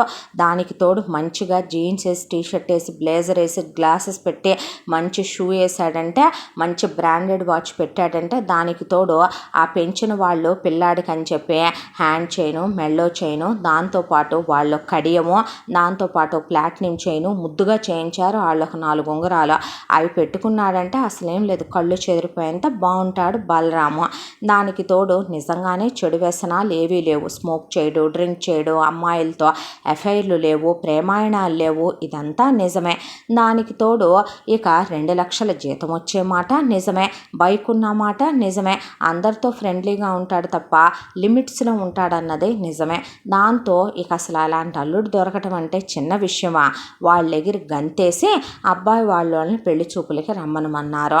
అసలు ఈ విషయమే బలరాముకి చెప్పకుండా కూతుళ్ళిద్దరిని వేసుకొని రాజ్యం సుబ్బారావుని తీసుకొని బయలుదేరి పెళ్ళిళ్ళ పేరైన వేసుకొని పోయింది. అక్కడికే పిల్లని తీసుకొచ్చి కూర్చోబెడితే మా అబ్బాయిని చెప్పుకోవటం కాదు కానీ, మా అబ్బాయి అలా ఇలా ఏ అలవాట్లు లేవు, మంచోడు, పలానా స్కూల్లో చదివాడు, పలానా కాలేజీలో చదివాడు, పలానా కంపెనీలో ఉద్యోగం చేస్తున్నాడు, నెలకి ఇంత వస్తుంది, అసలు పరాయి ఆడవాళ్ళ వైపు కన్నెత్తి చూడ్డు, సిగరెట్ అలవాట్లేదు, మందు అలవాట్లేదు, ఎవరిని ప్రేమించలేదు, ఏ అమ్మాయిలతో ఎఫ్ఐఆర్లు లేవు, భగవంతుడంటే భక్తి, పెద్దలంటే గౌరవం, రేపొద్దున చేసుకునే అమ్మాయి అన్నీ అనుకుంటాడు. నాకు 2 కూతుళ్ళు ఉన్నారు, మెమ్మాయి ఇస్తే 3వ కూతురు అనుకుంటాను, నేను అసలు చాలా ప్రేమగా చూసుకుంటాను. అదే కాక మా అబ్బాయి అమెరికా వెళదామని కూడా అనుకుంటున్నాడు. కాస్త ఈయన బిజినెస్ చేశారు, ఆ బిజినెస్లో దెబ్బతిని లాస్ వచ్చింది, లేకపోతే పిల్లాడిని పంపించే వాళ్ళమే అని, మీరు పంపించాలనుకుంటే కనుక మీ అల్లుడిని అమెరికా పంపించండి, మీ అమ్మాయి సుఖపడుద్ది, కోట్లు సంపాదిస్తాడు. మా అబ్బాయి చాలా తెలివైనోడు, అమెరికా వెళ్ళాలని ఎప్పటి నుంచో అనుకుంటున్నాడని బలరాం అనుకోకపోయినా సరే రాజ్యం సుబ్బారావు ఆ విషయం చెప్పారు. అయితే వాళ్ళు ఆలోచించుకొని అంతకన్నానా అమ్మ అనేసరికి అమ్మాయి బ్రహ్మాండంగా ఉంది, మహాలక్ష్మిలా ఉంది, చిదిమి దీపం పెట్టుకోవచ్చు, అమ్మాయిని లోపల పంపిస్తే మిగతా విషయాలు మాట్లాడుకుందాం అన్నారు. అక్కడికి పద్మిని లోపల నుంచి అన్నీ వింటుంటే వీళ్ళు పెద్ద బొంబాయి బ్యాచ్ లాగా ఉన్నారు చూడటానికి. వీళ్ళ మాటలు, వీళ్ళ వ్యవహారం, వీళ్ళు ఒకళ్ళతో ఒకళ్ళు కళ్ళతో సైగ చేసుకోవటం, చెవుల్లో గుసగుస చెప్పుకోవటం, నిజంగా ఓపెన్ మైండెడ్ పర్సన్స్ అయితే అలా లేకీగా పక్కకెళ్ళి మాట్లాడుకోవటాలు, చెవుల్లో గుసగుస చెప్పుకోవటాలు, ఫోనుల్లో మెసేజ్లు ఫార్వర్డ్లు చేసుకొని మాట్లాడుకోవటాలు, ఇలాంటి లో క్లాస్ బిహేవియరు, అలగాతనాలు ఉండవు. అలాంటిది వీళ్ళు ఇలా ఉన్నారంటే అమ్మాయికి తేడా అనిపించింది. కానీ అమ్మా నాన్నలో మాట్లాడినవారు ఆ ఇంట్లో ఆడపిల్లల్నే. అయితే రాజ్యం మెల్లగా కూర్చుని అమ్మాయికి మీరేమిద్దామనుకుంటున్నారు అంటే, మీరు ఒక మాట అనుకొని ఉంటారుగా అమ్మా అన్నాడు మాధవరావు. ఆ మాటకి ఉన్న మాటే అన్నయ్య గారు, కొత్త మాట ఏముందే, ₹1,00,00,000 కట్నం మా చేతికి ఇచ్చేయాలి. అలాగే ఇక మీరు అమ్మాయికి చాలా పొలం ఉందని విన్నాను, 10 ఎకరాల పొలం రాయండి. అలాగే మీకు ల్యాండ్లు ఉన్నాయని విన్నాను, 2 ల్యాండ్లు పెట్టండి. దాంతోపాటు మీకు 4-5 చోట్ల షాపింగ్ కాంప్లెక్స్లు ఉన్నాయని విన్నాను, 2 అమ్మాయి పేరు మీద రాయండి. 20 పోర్షన్లు ఇళ్ళు, 15 పోర్షన్లు ఇళ్ళు అని మీకు 10 ఇళ్ళు ఉన్నాయంట, ఒక 3 ఇళ్ళు అమ్మాయి పేరు మీద పెట్టండి. ఇక బంగారం విషయానికి వస్తే బాగానే ఉందన్నారు, మేమేమి బంగారం విషయంలో తక్కువ చేయవండి. పెద్ద పిల్లకి 7 వారాల నగలు, చిన్న పిల్లకి 7 వారాల నగలని మా అత్తగారు బతుకున్నప్పుడే చేయించి మరీ పోయిందని సరోజిని అనేసిందే. దానికి తోడు మేనమావులు పెడతారు, మేనత్తలు పెడతారు, పిన్నులు పెడతారు, బాబాయిలు పెడతారు. మాది పెద్ద పరగణ, మాది పెద్ద సంస్థానం ఉన్న సుట్టరికాలు ఉన్నాయి మాకు, మా వాళ్ళందరూ పెట్టిపోతల్లో పెట్టేవాళ్ళేనమ్మా. దానికి తోడు మేము పెట్టున్న వాళ్ళందరూ మా పిల్లల పెళ్ళిళ్ళు ఎప్పుడవుతాయా తిరిగి పెడదామనే చూస్తున్నారు అని ఉన్నమాట ఉన్నట్టే చెప్పి, అల్లుడు అమెరికాకి వెళ్ళటానికి ఎంత కాబడతాయి అన్నాడు మాధవరావు. ఒక 50 లక్షలు అని, అవి కూడా నా చేతికే ఇవ్వాలి. ఆ 7 వారాల నగలు కూడా పిల్ల చిన్నది కాబట్టి అమాయకురాల్లా ఉంది, నాకు ఇస్తే జాగ్రత్తగా దాస్తా నేను అంటే, అలాగే పెళ్లి మండపం దగ్గర ఇస్తాము, పెళ్ళి చాలా గ్రాండ్గా చెయ్యాలి, మీకు పొలం ఉంది కదా, పొలంలో వరుడు సినిమాలో వేసినట్టు సెట్టింగ్ వేయించి చేయించండి. అలాగే అత్తగారు లాంఛనాలు నాకేముందలేండి, మహా అయితే గనక నేను ఒక హారం 2 గాజులు తీసుకుంటాను, అవి బిల్లు కట్టేయండి చాలు. ఈయనకి ఎప్పటి నుంచో పులిగోరు గొలుసు కావాలనే, చేతికి గండ పెండేరం లాంటి కడియం కావాలనేది కోరిక. ఆ మనిషికి అది పెట్టండి. మామగారు లాంఛనాలు ఇక నా కూతుళ్ళకి అంటారా, ఏదో పిచ్చి మనసు కోరుకుంటా ఉంటుంది. నాకు ₹1,00,000 చీర పెట్టి అమ్మాయిలకి చెరో 2 లక్షలు పెట్టి 2 చీరల కాడికి పెట్టిన తర్వాత అమ్మాయిలకి చెరొక 10 లక్షల రూపాయలు బంగారానికి కడితే నచ్చినవి కొనుక్కుంటారు అన్నట్టు అమ్మాయికి వెండేం బెటరు అని అడిగింది రాజ్యం. అడిగితే మేమేమి సపరేట్గా స్పెషల్గా చేయించి పెట్టక్కర్లా, మా పుట్టింటి వాళ్ళు నాకు ఆ రోజున 20 కేజీలు ఇచ్చారు, దానికి మా అత్తగారు ఇంకొక 20 పోగు చేసి పిల్లలిద్దరికీ చెరొక 20 ఇమ్మనమని చెప్పింది అనేసింది సరోజిని. అన్న తర్వాత ఇక లాంఛనాలు సారెలు అవన్నీ మీకు చెప్పక్కర్లేదుగా మేము అని, ఈ విషయాలు ఏవి మా అబ్బాయికి తెలియకూడదు, మా అబ్బాయి అమ్మాయిని చూడటానికి వస్తాడు, అమ్మాయి కూడా ఈ విషయాలు ఏవి మా అబ్బాయి దగ్గర ఎత్తటానికి కానీ ఫోన్లో చెప్పటానికి కానీ వీలు లేదు. మా ఇంట్లో ఇలాంటివన్నీ ఆడోళ్ళకి సంబంధించిన విషయాలనే, ఈ విషయాలన్నీ మగాళ్ళ ముందు మాట్లాడటం మా ఇళ్లల్లో మగాళ్ళకి నచ్చదు, అర్థమవుతుందిగా నేను చెప్పేది అంద రాజ్యం. అన్న తర్వాత అలాగేనమ్మా అన్నారు వాళ్ళు. ఆ తర్వాత ఇక్కడ పూర్తి చేసుకొని పెళ్ళిళ్ళ పేరేకి ఇవ్వాల్సిన వాడు బ్రోకరేజ్ డబ్బులతో సహా ఇక మొత్తం పెళ్లిలోనే ఇచ్చే విధంగా మాట్లాడుకొని ఇంటికి బయలుదేరి వచ్చారు. వచ్చిన తర్వాత నీకోసం ఇలా పిల్లని చూసామని కవిత ఫోటో చూపిస్తే అమాయకంగా పట్టులంగా ఓణి వేసుకొని చాలా ముద్దుగా అందంగా చక్కగా పుత్తడి బొమ్మలాగా ఉంది కవిత. బలరాంకి ఎందుకో చాలా నచ్చింది. అదేంటి సిటీలో ఎక్కడా దొరకనట్టు పల్లెటూరుకి వెళ్ళావేంటమ్మా సంబంధానికి అన్నాడు. అంటే అక్కడ మనుషులైతే కల్లా కపటం లేని స్వచ్ఛమైన మనస్సుతో ఉంటారని నాన్న, నిజమైన ప్రేమలు అక్కడైతేనే దొరుకుతాయని అని చెప్పింది. బలరాం నవ్వేసి సరే ఎప్పుడు వెళదాం అన్నాడు. రేపు సాటర్డే సండే నీకు వీక్ ఆఫేగా తమ్ముడు, అప్పుడు వెళ్దాంలే అన్నారు అక్కలు. ఓఎస్ అని టిప్ టాప్గా రెడీ అయ్యి శుక్రవారం రోజునే పార్లర్కి వెళ్ళి అన్నీ చక్కగా నీట్గా పాలిష్ చేయించుకొని శనివారం రోజున వీళ్లతో పాటు కలిసి బయలుదేరి వెళ్ళారు. వెళ్తే సాదరంగా ఆహ్వానించే ఫస్ట్ చూసి చూడగానే దాదాపు అబ్బాయి వస్తున్నాడనేసరికి 2 లక్షల జీతగాడనే పాటికి అక్కడ అప్పటికే కారు కూడా కొనేసుకున్నాడు బలరాం. అదే కారులో తీసుకెళ్ళాడు వీళ్ళని. జనాలందరూ పోగయ్యే రోజా సినిమాలో అరవింద స్వామిని చూసినట్టే చూస్తున్నారని నవ్వొచ్చింది బలరాంకి. అయితే చూసి చూడంగానే పిల్లాడు కాళ్ళు కడుక్కో బాబు అని నీళ్ళు ఇస్తే అసలు ఆ కాళ్ళే ఎంత అందంగా ఉన్నాయంటే అమ్మలక్కల దగ్గర నుంచి వయసులో ఉన్న అమ్మాయిల దాకా చాలా స్మార్ట్గా ఉన్నాడని, చాలా బాగున్నాడని తెగ నచ్చేసాడు అసలు బలరాం వాళ్ళందరికీ. అలా లోపలికి వెళ్ళిన తర్వాత వాళ్ళు పెట్టిన ఒక 100 రకాల పిండి వంటలు పెట్టారు స్నాక్స్ కింద. అవి వాళ్ళందరూ అలా చీరలు కట్టుకొని పూలు పెట్టుకొని నగలేసుకొని పంచెలు కట్టుకొని తాతలు బామ్మలు జోకులు వేస్తూ మాట్లాడుతూ నవ్విస్తూ నవ్వుతూ క్వశ్చన్స్ వేస్తూ తన ఆన్సర్లు చెప్తూ ఎందుకో చాలా చాలా నచ్చేసింది అట్మాస్ఫియర్. బయట గేదెలు ఆవులు మేకలు కోళ్ళు అరుపులు, ఒకవైపు నా చుట్టూ పచ్చటి పొలాలు, ఎందుకో తెగ నచ్చేసింది. పుట్టి బుద్ధెరిగిన తర్వాత తనంతా పెద్ద పెద్ద సిటీల్లో చదువుకోవటమే తప్ప అలాంటి ప్రపంచం చూడకో ఏమో కానీ బాగా నచ్చారు వాళ్ళు, వాళ్ళ ఇల్లు అదంతా కూడా తెగ నచ్చేసింది. ఇల్లు చాలా బాగుందండి అంటే బాగుందా బాబు, మండవాలోగిలి ఇల్లయ్యా, ఆ రోజుల్లో ఈ 2 అంతస్తుల ఇల్లు పైన ఇంకొక అంతస్తు కూడా సగానికి వేయించాడయ్యా మా నాన్న, ఏకాంతంగా గడుపుతారని జంటలు. నచ్చిందా బాబు, అంతా ఇందులో టేకే వాడామయ్యా, అది అక్కడి నుంచి తెప్పించాం ఇది ఇక్కడి నుంచి తెప్పించామని ఆయన కూర్చొని చాలాసేపు మాట్లాడాడు మాధవరావు. అత్తగారు కొంగు కప్పుకొనే బాగున్నాయా బాబు తీసుకొనే లే, ఇది తిను అది తిననే ఆవిడ ఇంకా సిగ్గుపడుతున్నారా ఆంటీ అనేపాటికి ఆవిడ సిగ్గుపడి లోపలికి పారిపోయింది. హాయ్ అని పద్మిని పలకరిస్తే హాయ్ అండి అని పలకరించింది. ఆ తర్వాత అమ్మాయిని తీసుకురండి అనేసరికి కవితకి పట్టు చీర కట్టి ఇన్ని నగలేసి తీసుకొచ్చి కూర్చోబెట్టారు. బలరాంకి చూడగానే కవిత చాలా బాగా నచ్చింది. దానికి తోడు అమాయకత్వం, అలాగే టెన్షన్ పడిపోవటం, ఇప్పుడు కూడా ఇంకా కొంగు నలుపుతూ కూర్చోవటం అవన్నీ చూసి చాలా ఇదిగా అనిపించి నేను ఇల్లు చూడొచ్చా అని అడిగాడు. అడిగితే దానికేం భాగ్యం బాబు, మీ పెద్దమ్మాయిని చూపించమనండి నాకు ఇల్లు అన్నాడు. అనేసరికి వెళ్ళవే వెళ్ళు అబ్బాయి నీతో ఏదో మాట్లాడాలనుకుంటున్నాడు అనుకుంటా, అలా చెప్పినట్టున్నాడు, వాగుడు వాగబాకు, మీ అత్త ఏమీ చెప్పొద్దని చెప్పిందే, అనవసరమైన విషయాలు మాట్లాడకుండా మీ ఇద్దరి గురించి మాట్లాడుకోండి అని పంపించారు.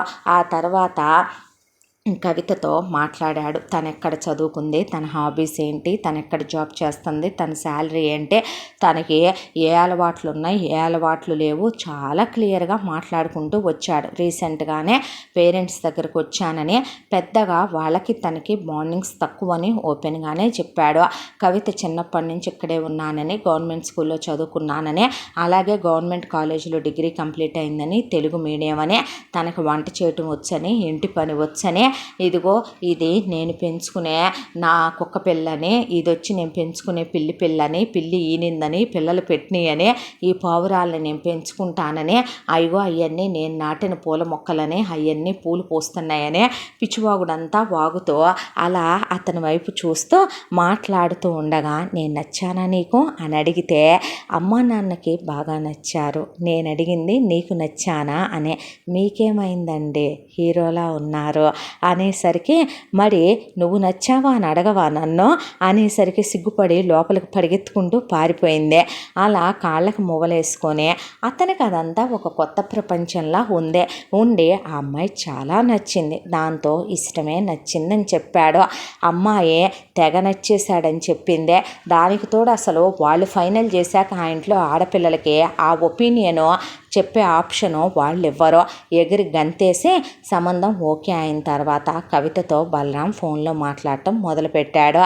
ఆ అన్నిసార్లు కూడా కవితని బలరాం ఒక్కటే చెప్పాడు, మీ నాన్నగారిని స్ట్రెస్ తీసుకోవద్దని చెప్పు, టెన్షన్ పడొద్దని చెప్పు, నాకేమీ బోలెడంత డబ్బు పెట్టి పెళ్లి చేయాల్సిన అవసరం లేదు, రిజిస్టర్ మ్యారేజ్ అయినా నాకు ఇష్టమే, సింపుల్గా టెంపుల్లో చేసుకుందామన్నా నాకే ప్రాబ్లం లేదు, నా భార్యగా నువ్వు నా లైఫ్లోకి వస్తున్నావంటే సంతోషంగా రావాలి, కానీ మీ పుట్టింటి వాళ్ళు బరువులతో బాధ్యతలతో నిన్ను పంపించకూడదు, కన్నీళ్లతో అసలు పంపించకూడదు అని చెప్పుకొచ్చాడు.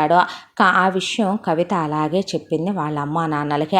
ఆవిడ చెప్పింది లేవే, అబ్బాయికి అలాంటి ఏమీ తెలియనివద్దు, తెలియదని, ఏం చేయాలో మాకు తెలుసు, సామర్లకోట నుంచి వంటోళ్ళని పిలిపిస్తున్నాము, ఇక ఆవిడ బస్సు వేయమంది పెళ్ళికి, శుభలేఖల ఖర్చు మందేనని చెప్పింది, ఎంగేజ్మెంట్ మందేనని చెప్పింది, ఇప్పుడు అవన్నీ ఎందుకే, మాకు ఇష్టమై మేము ఒప్పుకున్నాం కదా, మీ ఇద్దరి గురించి మాట్లాడుకోండి, ఈ విషయాలు ఎత్తని మాకు అబ్బాయినే అని చెప్పిన తర్వాత కవిత అసలు బలరాం చెప్పిన ఇటు చెప్పటము మానేసింది, అటు అంటం తప్ప ఏమీ మాట్లాడటం మానేసిందే. ఆ తర్వాత చాలా గ్రాండ్గా ఎంగేజ్మెంట్ ఖర్చు మొత్తం సరోజిని మాధవరావు వాళ్ళదే, కవిత పేరెంట్స్ పెట్టుకొని ఎంగేజ్మెంట్ అయిపోయిందే. వీళ్ళు ఇలా అడగటం, గుంజటం, చెప్పొద్దంటం ఇదంతా అనుమానంగా అనిపించే, నిజంగా చూస్తేనేమో బలరాం క్యారెక్టరు బలరాం అలా అనిపించలేదు పద్మినికి. ఏమో ఒకవేళ నిజంగా వాళ్ళతో అడిగిస్తున్నారా, ఇదో ఫ్యాషన్ అయిపోయింది ప్రతి ఒక్కళ్ళకి అనిపించిన, అతన్ని చూశాక ఆ అమ్మాయి ఆ ఒపీనియన్కి రాలేకపోతుంది. ఆ తర్వాత పెళ్ళి చాలా గ్రాండ్గా పెళ్ళి అయిపోయింది.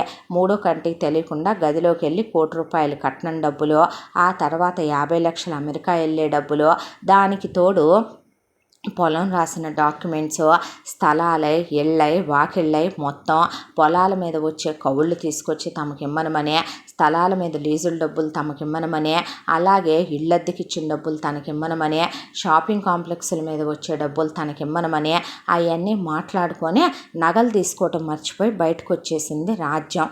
వచ్చేసరికి వదినా అని సరోజిని పిలిచేసరికి బలరాం పెళ్లి బట్టల మీద అంత సందడిగా సరదాగా ఉన్నవాడు కూడా, ఏంటత్తమ్మ అని వెనక్కి తిరిగితే, ఏం లేదు నాన్న, అమ్మాయికి 7 వారాల నగలు పెట్టాం కదా, అవి తీసుకోవటం మర్చిపోయింది అమ్మ అనేపాటికి రాజ్యం గొంతులో పచ్చలక్కాయ అడ్డుపడిపోయింది. అయితే దేనికి ఇవన్నీ అన్నాడు బలరాం. అంటే ఏదో మా ముచ్చట్లే అల్లుడు గారు అన్నాడు మాధవరావు. అది కాదండి అంటుంటే, ఇంకేం మాట్లాడక బాబు అని, తీసుకోండి వదిన అన్న తర్వాత, జాగ్రత్త అవి తనవి అని చెప్పాడు రాజ్యానికి. అయ్యయ్యో నా ప్రాణంలా చూడను అని చెప్పింది రాజ్యం. తర్వాత ఇంటికి వచ్చారు. ఇటు 3 నిద్రలో అటు 3 నిద్రలో. శోభనం రోజు పెళ్ళాం సిగ్గుపడిపోవటం, కొట్టుకుంటే అలా అలా దూరంగా వెళ్ళటం, ఆమెను దగ్గరికి తీసుకొని ముద్దు పెట్టుకొని మాటలు చెప్పి మామూలు చేసి ఇద్దరు క్లోజ్ అయ్యారు. అది కూడా చాలా అద్భుతంగా అనిపించింది. ఆ తరువాత ఇక అక్కడి నుంచి సత్యనారాయణ వ్రతాలు అవి అయిపోయాక హనీమూన్కి తనే చాలా స్పెషల్ ప్లేస్కి అన్ని టికెట్స్ అవి బుక్ చేసుకుని 1 మంత్ లీవ్ పెట్టి కవితని తీసుకొని హనీమూన్కి వెళ్ళి వచ్చాడు. మొగుడు ఎంత ప్రేమగా చూసుకుంటాడంటే కవితలో ఉండే ప్రతిదీ అద్భుతమే బలరాంకి. ఆమె అమాయకత్వం, అలాగే సిగ్గుపడటం, అదేంటి ఇదేంటి అని అతన్ని అడగటం, తినిపిస్తే తినటానికి సిగ్గుపడిపోవటం, ఆ తర్వాత ఇది నీకు బాగుంటుందంటే అలా మెలికలు తిరిగిపోవటం ఎందుకో చాలా అద్భుతంగా అనిపించేది. పెళ్ళాన్ని చాలా అపురూపంగా చూసుకునేవాడు. ఇంటికి వచ్చిన తర్వాత కూడా కొత్త మోజుగా దాన్ని అప్పుడే ఏమీ అనకండే అన్నాక నువ్వు కూడా అన్నాడు సుబ్బారావు. అన్న తర్వాత ఇక కవిత వాళ్ళ అమ్మ నాన్న వచ్చి చూసెళ్ళి కూతురు ప్రశాంతంగా ఉందనే వాళ్ళు మనశ్శాంతిగా వెళ్ళిపోయారు. ఆ తర్వాత మరి వీడిని అమెరికా పంపుతానంటివే అన్నారు కూతుళ్ళు. అన్న తర్వాత ఒకరోజు బలరాం దగ్గర కూర్చొని భోంచేస్తూ కవితకు భోజనం తినిపిస్తున్నాడు బలరాంకి ఎంత ఇష్టం అంటే పొద్దున్నే లేవగానే పెళ్ళాం తను కలిసే స్నానం చేస్తారు. కాఫీ తాగుతూ కూడా పెళ్ళాం వచ్చిందని కాఫీ టీలు మానేసి పెళ్ళానికి హార్లిక్సో బూస్టో తాగిస్తూ ఇద్దరూ కలిసి తాగుతారు. గ్లాసులో హాఫ్. ఆ తర్వాత టిఫిన్ తను తింటూ తినిపిస్తాడు. పెళ్ళాన్ని తనే రెడీ చేస్తాడు. బయటికి వెళ్ళేటప్పుడు ఆ నగలేసుకో ఈ నగలేసుకో అంటాడు. పెళ్ళాన్నే బయటికి తీసుకెళ్తాడు. మేకోవర్ చేయించుకున్నాడు, హెయిర్ స్ట్రైటన్ చేయించాడు, చీరలొద్దని డ్రెస్సులు కట్టిస్తున్నాడు. తనకన్నా వయసులో కూడా చిన్నదేనని ఎంతో ప్రేమగా చూసుకుంటాడు. కాలు కందనివ్వడు. సినిమాలకు తీసుకెళ్తాడు, షాపింగ్కి తీసుకెళ్తాడు, బయట ప్రపంచాన్ని చూపిస్తాడు. కేఎఫ్సి చికెన్ అంటే తెలియదు, ఐస్ క్రీమ్ అంటే తెలియదు, వాఫిల్స్ అంటే తెలియదు, అసలు బయట ప్రపంచం అంటేనే తెలియదు. వాటన్నింటినీ చూపించి ఫోన్ నేర్పించాడు, ల్యాప్టాప్ నేర్పించాడు, గుండెల మీద పడుకోబెట్టుకుంటాడు, కాళ్ళు ఒత్తుతాడు. వైఫ్ అండ్ హస్బెండ్ ఇంటిమేట్ అయ్యాక కాళ్ళు నొప్పులు వచ్చినాయా, నువ్వు ఫ్రీగానే ఉన్నావా, పెయిన్ ఏమన్నా ఉందా, గట్టిగా హార్డ్గా ఏమన్నా బిహేవ్ చేశానా, నిన్నేమైనా ఇబ్బంది పెట్టానా అని అంత ప్రేమగా చూసుకుంటాడు. హెయిర్ కోమ్ చేస్తాడు, తల తుడుస్తాడు, తల డ్రై చేస్తాడు, తనే మేకప్ చేస్తాడు, తనే చీర కడుతూ బొడ్డు మీద ముద్దు పెట్టుకుంటాడు, నడుంకి చైన్ కడతాడు, థ్రెడ్స్ కడుతూ వెనకమాల బ్లౌజ్ దగ్గర ముద్దు పెట్టుకుంటాడు, నెక్ దగ్గర ముద్దు పెడతాడు, చెవి దగ్గర గుసగుసలాడుతూ మాట్లాడతాడు, ఆఫీస్కి వెళ్ళేటప్పుడు లిప్ లాక్ పెట్టి వెళ్తాడు, భార్యకి వెళ్ళిన దగ్గర నుంచి మెసేజ్లు చేస్తూ ఫోన్ చేసుకుంటూ మళ్ళీ పెళ్ళాం కోసం వస్తూ ఏదో ఒకటి తెచ్చుకుంటాడు. అసలు ఎంత ప్రేమగా చూసుకుంటాడంటే అప్పుడే పిల్లలు వద్దని బర్త్ కంట్రోల్ యూజ్ చేస్తాడు. ప్రతి విషయంలో కూడా చాలా ఐడియాలజీతో ఉంటాడు. అంత ఇష్టం పెళ్ళామంటే. పల్లెటూరుదనో నాటు మనిషినో తెలుగు మీడియం అనో పెద్దగా చదువుకోలేదనో ఒక్క మాట కూడా మాట్లాడు. రోజు వాళ్ళ అమ్మ నాన్న ఫోన్ చేసావా అని అడుగుతాడు. తను ఫోన్ చేసి మామగారితో మాట్లాడి అత్తగారిని బాగున్నారా అని పలకరిస్తాడు. మరదలతో ఎప్పుడూ ఓవర్ లిబర్టీ తీసుకొని అతిగా బావ మరదళ్ళ సరసమని వెకిలిగా మాట్లాడటం అని అస్సలు ఉండదు. చదువుకుంటున్నావా, టేక్ కేర్, ఈ 2 మాటలు మాత్రమే మాట్లాడతాడు పద్మినితో. ఇక కూర్చోబెట్టి బలరాంని నీతో మాట్లాడాలయ్యా అంది రాజ్యం. అంటే ఏ విషయం గురించి అన్నాడు. నువ్వు బాగా చదువుతావు, పెద్ద ఉద్యోగం చేస్తున్నావు, అదేదో నువ్వు అమెరికాకి వెళ్ళొచ్చుగా నాన్న, మేము నీకు ఇచ్చి సచ్చింది ఇవ్వబోయేది ఏమీ లేదు అంటే అమ్మ వైపు అలా చూశాడు. అంటే ఏంటి, నేను ఈ ఇంటి కోసమని ఈ ఇంట్లో ఉంటున్నాను అనుకుంటున్నావా అని అడిగితే మహా అయితే ఈ ఇల్లు ₹1,00,00,000 ఉంటుందేమో, అది రేపొద్దున అక్క వాళ్ళ ఫ్యూచర్ కోసం మీరు ఉంచుకున్నారని నాకు అర్థమైందే. నేనెప్పుడు దీని మీద ఏమీ ఎక్స్పెక్టేషన్స్ పెట్టుకొని లేనులే అన్నాడు. అది కాదు నాన్న, ఇక్కడ ఉన్న దగ్గర నుంచి ఏం సరిపోద్ది చెప్పు, నీ సంపాదన వేరు కాపురం వెళ్ళిపోమంటున్నావా? అలాగే వెళ్ళిపోతాను, తను చిన్నది కదా, అయినా నేను నెలకు 50,000 ఇస్తున్నాను కదా, మా పెళ్ళై 3 monthsేగా అయ్యింది, మెల్లగా నేనే చూసుకొని వెళ్ళిపోతాను నా వైఫ్ని తీసుకునే, నేను ఏమీ ఉండాలనుకోవట్లేదులే అనేపాటికి ఉరాయి నాయన నీకు దండం పెడతా, నేను చెప్పేది నయ్యా అంది రాజ్యం. ఏంటి అన్నాడు. నీ పెళ్ళానికి నువ్వు అమెరికా వెళ్ళాలని ఉంది అనేసరికి కవిత వైపు చూశాడు. చూస్తే ఆల్రెడీ కవితని ప్రిపేర్ చేసే ఉంచారు రాజ్యం వాళ్ళు. దాంతో బలరాం వైపు చూసి తలూపింది. మీ అత్తామామలకు కూడా అల్లుడు అమెరికా వెళ్ళాడు, అమెరికాలో ఉన్నాడని చెప్పుకోవాలని ఉందంట. మీ నాన్నకి ఏనాటిదో పొలం ఉందలే, మీ తాత నాయనమ్మ ఇచ్చిందే. ఆ పొలం దేవుడు దయించి అది కాస్త రేటు పెరిగిందంట. మేము నీకు ఇచ్చేది ఇవ్వబోయేది కూడా ఏమీ లేదుగా అయ్యా. ఒక 50 లక్షలు వచ్చినాయి అది అమ్మితే. ఆ 50 లక్షలు పెట్టి నువ్వు అమెరికా వెళ్ళరా, వెళ్ళి నువ్వే పార్ట్ టైంలు చేయకు, ఓ 25 లక్షల రూపాయలు పెట్టి మంచిగా చదువుకొని 25 లక్షలు నువ్వు వాడుకో, ఆ తర్వాత అమ్మాయిని కూడా తీసుకెళ్దుగానే అన్న తర్వాత అదేంటి అన్నాడు. అవును, మరి అమ్మాయి చదివింది తెలుగు మీడియం డిగ్రీగా నాన్న. అక్కడికి తీసుకెళ్ళి నువ్వేం చేస్తావు నేను ఆలోచిస్తానులే, అన్నీ నువ్వు ఇప్పుడే మాట్లాడాల్సిన అవసరం లేదు. ఆ 50 లక్షలు నువ్వు వెళ్ళాక పంపుదుగానిలే. ఎందుకు పంపాలి, నాకు నువ్వు ఏం చేసావని పంపాలి అన్నాడు. అనేసరికి గుట్కలు మింగుతూ ఏం మాట్లాడకుండా ఊడుకున్నారు. బెడ్రూమ్లోకి వెళ్ళాక ఇంటిమేట్ అయ్యాక భార్యను గుండెల మీద పడుకొని, నేను వెళ్ళటం నీకు ఇష్టమా, నన్ను వెళ్ళమంటావా అంటే అత్త కిటికీ పక్కనే నుంచుందే.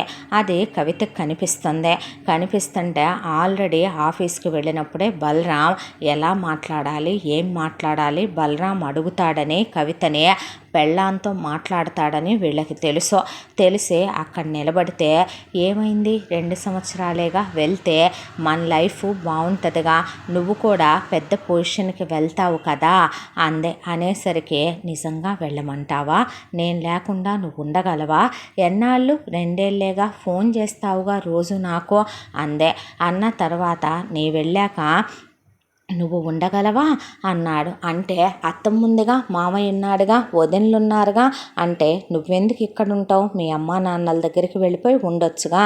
అలా ఉండకూడదు, పెళ్ళైన అమ్మాయి అత్తమామలతో ఇక్కడే ఉండాలని చెప్పారు మా అమ్మా నాన్న అన్న తర్వాత అయితే నన్ను వెళ్ళమంటావు, నువ్వు ఉంటానంటావు అన్నాడు. అన్న తర్వాత అయ్యో నువ్వు వెళ్ళావనుకో, అక్కడ నువ్వు పెద్ద చదువుకున్నావు కదా, నీ పెద్ద చదువుకి ఇంకా చదువుకుంటే మంచి ఉద్యోగం వస్తుందా, నువ్వు హ్యాపీగా బోల్డెన్ డబ్బులు సంపాదించవచ్చు, అమెరికాలో ఉంటావు కదా అప్పుడు.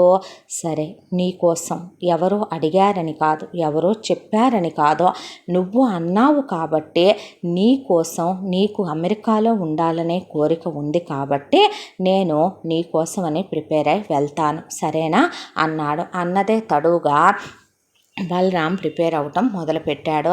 ఈలోపు బలరాం అనుకుంది ఒకటే, అక్కడికి వెళ్తే నిజమేగా, వీళ్ళు ఇచ్చింది ఏముందే, అత్తమామలు ఇచ్చారని మా అబ్బాయికి అసలు తెలియదు.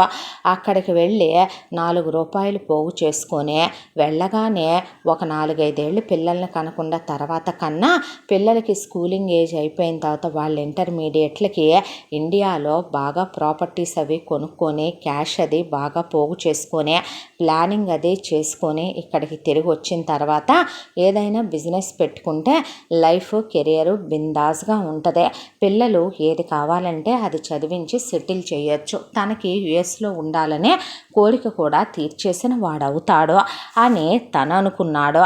అనుకొని పెళ్ళాం నగలేసుకోవటం అంటే ఎంత ఇష్టం అంటే కాళ్ళకు ముద్దు పెట్టి పట్టీలు పెడతాడు, మెట్టెలు పెడతాడు, ఆమెకి చేతులకు ముద్దు పెట్టి గాజులు వేస్తాడు, మెడకు ముద్దు పెట్టి నెక్లెస్ పెడతాడు. అంత ఇష్టం పెళ్ళామంటే. పెళ్ళాన్ని వదిలేళ్ళాలంటే బాధ అనిపించింది, దట్టు కొత్తగా పెళ్ళయింది, కానీ తప్పదేమో లైఫ్లో ఒక్కొక్కసారి ఇలాంటి సిచ్యువేషన్ అనిపించే టక్మని వచ్చింది. యూనివర్సిటీలో సీటు రాగానే 50 లక్షలు కొడుక్కి మరది పెట్టుబడి కదా, కాబట్టి డబ్బులు ఇచ్చేసింది రాజ్యం.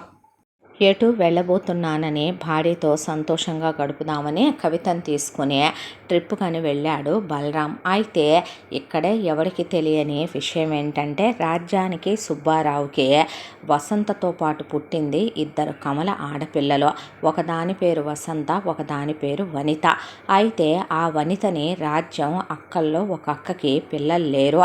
ఆవిడ భర్త పోయి ఉందే, బోలెడంతా ఆస్తిపాస్తులు ఉన్నాయి అనే దాంతో కూతుర్ని ఆవిడికి పెంచుకుంటాను ఇవ్వవే అని అడిగితే పురిట్లో పిల్లనే ఇచ్చేసింది రాజ్యం. కాబట్టి ప్రపంచం మొత్తానికి వసంత వనజ ఇద్దరే కూతుళ్ళని అసలు వనిత టాపిక్ని ఎత్తదు. అలాంటిది రీసెంట్ టైమ్స్లో ఇలా కవితను తీసుకొని బలరాం వెళ్ళగానే వనితని తీసుకొని రాజ్యం వాళ్ళ అన్నయ్య ఇక్కడికి వచ్చాడు. వచ్చి నీ కూతుర్ని నువ్వు ఉంచుకుంటావో సంపుకుంటావో నీ ఇష్టం, మళ్ళీ పుట్టిల్లని మా గడపల్లో కాలు పెడితే చెప్పుతో కొడతాను నిన్ను అని చెప్తే ఏమైంది అన్నయ్య అని అడిగింది రాజ్యం. ఏమైందా, దీన్ని అక్క పెంచుకుంటుందని ఇచ్చావు, బాగానే ఉంది, అది కక్కుర్తి కొద్దీ దీన్ని నీ కూతురని చెప్పొద్దని దాని కూతురని చెప్తూ పెంచుకొచ్చిందే.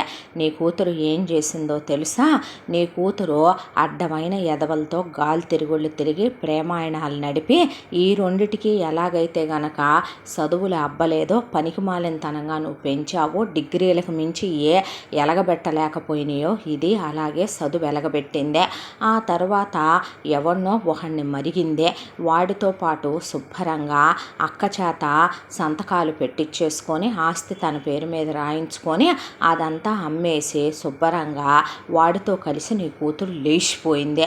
లేచిపోయే వాడి దగ్గర శుభ్రంగా నీ కూతురు కులికి వాడితో నీ కూతురు ఒక 10 కడుపులు తీయించుకొని ఆ తర్వాత ఒకళ్ళని కని ఆ కన్నా వాళ్లతో సహా అక్కడ కాపురం ఎలగబెడుతుంటే ఆల్రెడీ వాడికి పెళ్ళాం కూడా ఉందంట.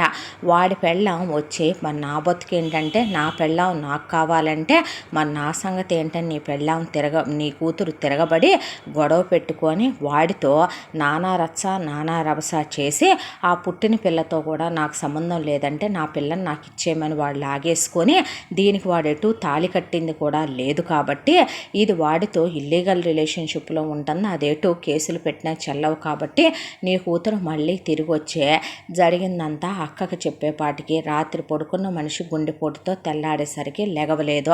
ఇలాంటి దాన్ని తీసుకెళ్ళి మా ఇళ్లల్లో పెట్టుకొని మేమేం చేసుకుంటాం కానీ నీకో దండం నీ కూతురుకో దండం అని తీసుకొచ్చి వదిలేసిపోయాడు ఆయన. నిజానికి కూతుళ్ళిద్దరికీ వనిత ఉందని తెలుసు, రాజ్యానికి సుబ్బారావుకి తెలుసు. వీళ్ళు టచ్లో ఉండనన్నట్టు యాక్ట్ చేస్తూనే బయట ప్రపంచానికి వనిత వీళ్లతో టచ్లోనే ఉండదే. అది వీళ్లతో పాటు అన్నిట్లో క్రైమ్ పార్ట్నరే. చివరికి చుట్టాలందరితో పాటు పెళ్ళికి వస్తే వసంత వనిత ఏమీ ఒకేలా పోలికలు కూడా కలిసి ఉండవు. ఎవరో బయట అమ్మాయి వచ్చింది రాజ్యం అక్క కూతురు అన్నట్టుగానే వచ్చినా పక్కకు వెళ్ళటం మాట్లాడుకోవటం గుసగుసలో ఏదున్నా సరే ఆడపడుచు కట్నాలు కూడా 3 అంటే ఆ రోజున పాపం కవిత వాళ్ళ అమ్మా నాన్నలకు అర్థం కాక ఏ చెల్లెలు కూతురో అక్క కూతురో ఉందంటుండగా ఆ పిల్లకు కూడా నేమోలే అనుకున్నారు తప్ప ఆ పిచ్చి మందకి అసలు దారాలు కూడా పట్టల. పెళ్ళాన్ని తీసుకొని బలరాం తిరిగి వచ్చేలోపు ఏంటే ఇదంతా అని అడిగింది రాజ్యం. వాడికి బాగా డబ్బు ఉందని గ్యాలం వేస్తే వాడి కేరా ప్లాట్ఫామ్ అని తేలింది.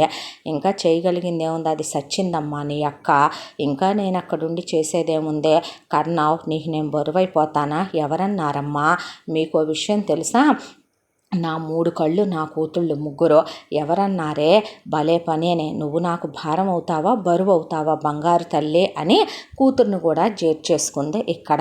ఇక కవిత బలరాం తిరిగి వచ్చేసరికి కొత్త క్యాండిడేట్ ఎవరా అన్నట్టు బలరాం చూస్తే మీ అక్కరా అని చెప్పింది రాజ్యం. అక్క అన్నాడు.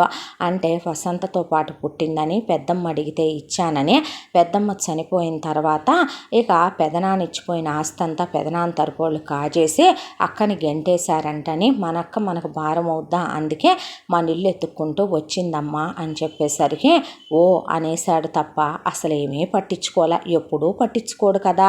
ఈలోపు యుఎస్ వెళ్ళే టైం అయిపోయింది.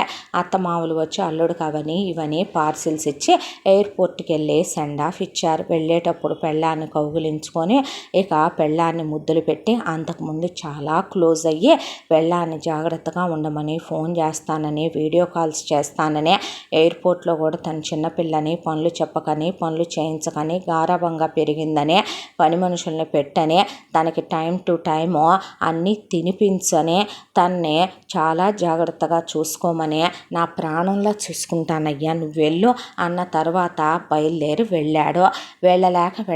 వెళ్ళాడు నిజం చెప్పాలంటే. ఆ తర్వాత అలా బలరాం వెళ్ళగానే కవితని ఇక్కడ వదిలిపెట్టి అత్తమామలే ప్రత్యక్ష దైవాలు, ఆడపడుచులే నీకున్నటువంటి ఇక రెండో ప్రత్యక్ష దైవాలు. వాళ్ళు అర్ధమొగుళ్ళతో సమానం. ఏదున్నా సరే కడుపులో పెట్టుకొని ఉండాలి. వాళ్ళు ఏం చెప్పినా చెయ్యాలి. ఒక మాట అంటే తప్పు అనుకోకూడదు, దెబ్బ కొడితే తప్పు అనుకోకూడదు అని చెప్పి సరోజిని, మాధవరావు ఇటు బయలుదేరిపోయారు. పోయేసరికి ఇక కవితనే ఒకరోజు 2 రోజులు అయిపోయిన తర్వాత ఇక ఫోన్ చేసి, బాగున్నావా, అంతా ఓకేనా, ఓకే కదా, లేదా మీ ఇంటికి వెళ్ళిపోతావా, మీ నాన్న వచ్చి తీసుకెళ్ళమంటావా అని అడిగాడు బలరాం. వద్దు, బాగానే ఉంటున్నాను ఇక్కడ అని చెప్పాక, నువ్వు అక్కడ ఎలా ఉంటున్నావు అని అడిగితే, ఇక్కడికి వచ్చాక నాకు ఒక 2 ఫ్రెండ్స్ అయ్యారు, ఇదే నేను చదివే యూనివర్సిటీ అని వీడియో కాల్లో చూపించి, ఆ తర్వాత ఇదిగో ఈ అమ్మాయిలు నా ఫ్రెండ్స్ అయ్యారు, నా వైఫ్ చాలా క్యూట్గా ఉంటుందని, ఇన్నోసెంట్ అని చూపించానుగా, తనే కవిత అని చూపిస్తే హాయ్ అని వాళ్ళు కూడా పలకరించారు. ఇలా ఒక నెల రోజుల పాటు అసలు ఏవి అలా రాజ్యం వాళ్ళు ఆ నెల రోజుల పాటు బలరాంతో ఫోన్ చేసుకోవటం, మాట్లాడుకోవటం, పెళ్ళాంతో మెసేజ్ చేసుకోవటం, మాట్లాడుకోవటం. అక్కడికి వెళ్ళిన తర్వాత పార్ట్ టైం చేయాల్సిన అవసరం తనకి లేకపోయినా కూడా ఏ పెట్రోల్ బంకుల్లోనో పాంప్లెట్లు వేస్తానో రెస్టారెంట్ల్లోనో పనిచేయకుండా ఒక చోట ఒక చిన్న జాబ్ చూసుకున్నాడు బలరాం. జస్ట్ ఏదో వచ్చినంత వస్తాయి, భార్యకి ఏదైనా కొని పంపొచ్చు, తన చేతిలో కూడా అమౌంట్ ఉంటాయి కదా, అలాగా అని తెలివైనోడు కాబట్టి బాగా చదువుతాడు, దానికి తోడు ₹1 ఉంటుందని జాయిన్ అయ్యాడు అక్కడ. అయితే ఉన్న టైం అంతా పెళ్ళాంతోనే ఎక్కువ మాట్లాడేవాడు ఫోన్లో. ఇలా ఒక నెల రోజులు గడిచిపోయిన తర్వాత ఇక కవితని ఇంట్లో మెల్లగా పనులకు అలవాటు చేసేసింది రాజ్యం. చేసి పని మనిషి బతుకైపోయింది కవితదే. ఇంట్లో పని వాళ్ళని తీసేసి బాత్రూములు కడగటం దగ్గర మొదలుపెట్టి లగ్గాయితో ఇక ఇల్లంతా దులిపించటం, ఊడిపించటం, దాంతోపాటు కడిగించటం. ఒకవైపున వాళ్ళ అమ్మా నాన్నలకు ఫోన్ చేసి మా కోసం జీడిపప్పు పాకాలు, కొబ్బరి లౌజులు, నెయ్యి పోసిన సున్నుండలు, నేతి అరిసెలు, లడ్లు అని వాళ్ళ కోసం పిండి వంటలు వండి పంపమనమని అట్నుంచి దోచుకు తింటాం. ఒకవైపున వేటపోతును నరికితే ఇక మటన్ని 4-5 రకాలుగా వండి మటన్ను పంపించమని చెప్పటం. నాన్ వెజ్ పచ్చళ్ళు, వెజ్ పచ్చళ్ళు, కారపొళ్ళు, కారాలు, నెయ్యి. ఒకవైపున దానికి తోడు ఇక కూతుళ్ళు 3కి బట్టలు, తనకి మొగుడికి బట్టలు. ఒకవైపున ఇక ఇష్టం వచ్చినట్టు ఆడేసుకోవటం మొదలుపెట్టారు రాజ్యం, సుబ్బారావు. అయితే ఈ విషయాలన్నీ కూడా ఒక్కసారైనా కవిత బలరాంకి చెప్పిన పాపాన పోలా చేసుకోవటం కూడా మొదలుపెట్టింది రాజ్యం కూతుళ్ళు కొడుతున్నారు. సుబ్బారావు ఇల్లు తుడుస్తుంటే కావాలనే కవిత చేతులు కాళ్ళు తొక్కుకుంటూ వెళ్ళిపోయేవాడు. అమ్మ అయ్యా అనుకుంటూ పనులు చేసుకుంటూ ఉండేది. బలరాం ఫోన్ చేస్తే, ఏంటి అలా సన్నగా అయిపోతున్నావు అంటే, పీరియడ్స్ వచ్చాయని, నీకు ఇప్పుడు టైం కాదుగా అని అడిగితే, ముందే వచ్చాయని, దిగులని, నువ్వు దూరంగా ఉంటున్నావని బాధపడుతుందని, పోనీ రానా నేను మధ్యలో ఓసారి అంటే, వద్దొద్దు అని ఇక నేను ఇక్కడ బాగానే ఉన్నాను అని చెప్పేది. అత్తగారికి మామగారికి ఫోన్ చేసి తనని తీసుకెళ్ళొచ్చు కదా, కొంచెం డల్గా ఉంటున్నట్టుంది అంటే, అలాంటిదేం లేదు బాబు, అక్కయ్యలోనూ అమ్మా నాన్న ఉన్నారుగా అంటం తప్ప, పిల్లని తెచ్చి పుట్టింట్లో ఉంచుకుంటే అదో పెద్ద తప్పు అనుకునే మూర్ఖపు మంద వాళ్ళు. దాంతో ఆ అబ్బాయి చెప్పింది అసలు వినిపించుకున్న పాపాన పోలేదు వీళ్ళు. ఇక ఈలోపు రాజ్యం పెళ్ళిళ్ళ పేరైని పిలిపించింది. కూతుళ్ళు 3కి పెళ్లి చేయాలని నిశ్చయించానని, 3కి గవర్నమెంట్ ఉద్యోగస్తుల సంబంధాలు వెతుక్కురమ్మనమని పంపింది. రాజ్యం కన్నా రాజ్యమే పెద్ద బోకైతే పోరంబోకు సంబంధాలు 3 వెతికి తీసుకురమ్మనమంటే, గవర్నమెంట్ ఉద్యోగాల్లో ఉండి దిట్టంగా లంచాలు కొట్టి బాగా డబ్బులు పోగేసిన ఏజ్ బారుగాళ్ళని ఒక 3 నేర్కొచ్చాడు. వీళ్ళకి వయసులు బాగా ముదిరిపోయేగా ఉన్నారు, వసంత, వనిత, వనజ. అలాంటి సంబంధాలే వచ్చినాయి. వస్తే ముందు పెద్ద కూతురు పెళ్ళికి ఆల్రెడీ కట్నం డబ్బులు కవిత ₹1,00,00,000 తెచ్చింది కాబట్టి పెద్దల్లుడికి ₹1,00,00,000 ఇస్తాను అని చెప్పిందే. అయితే అంతవరకు బాగానే ఉంది. అక్కడికి సరోజిని, మాధవరావుల్ని పిలిపించి, నీ కూతురు పెళ్లి బాధ్యతలు ఎలాగైతే నువ్వే నిర్వర్తించావో అలాగే నా కూతురు ఎంగేజ్మెంట్ బాధ్యతలు, పెళ్లి బాధ్యతలు, పెళ్లి బట్టలు, ఉయ్యాల వారికి ఇవ్వాల్సినవి మొత్తం నువ్వే చూసుకోవాలి, అర్థమైందా అని చెప్పి ఆయనకి అప్పచెప్పిందే. అలా వసంత పెళ్ళికి ఆయనకైన ఖర్చు 25,00,000. అలా వసంత పెళ్ళే అత్తారింటికి వెళ్ళిపోయింది.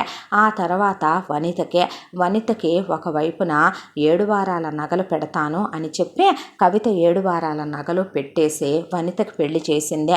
పెళ్లి చేయటం ఒక రకంగా వీళ్ళ ఆ ఖర్చు మాధవరావు మీదే. ఇంకో 25,00,000 అయినాయి ఆయనకి.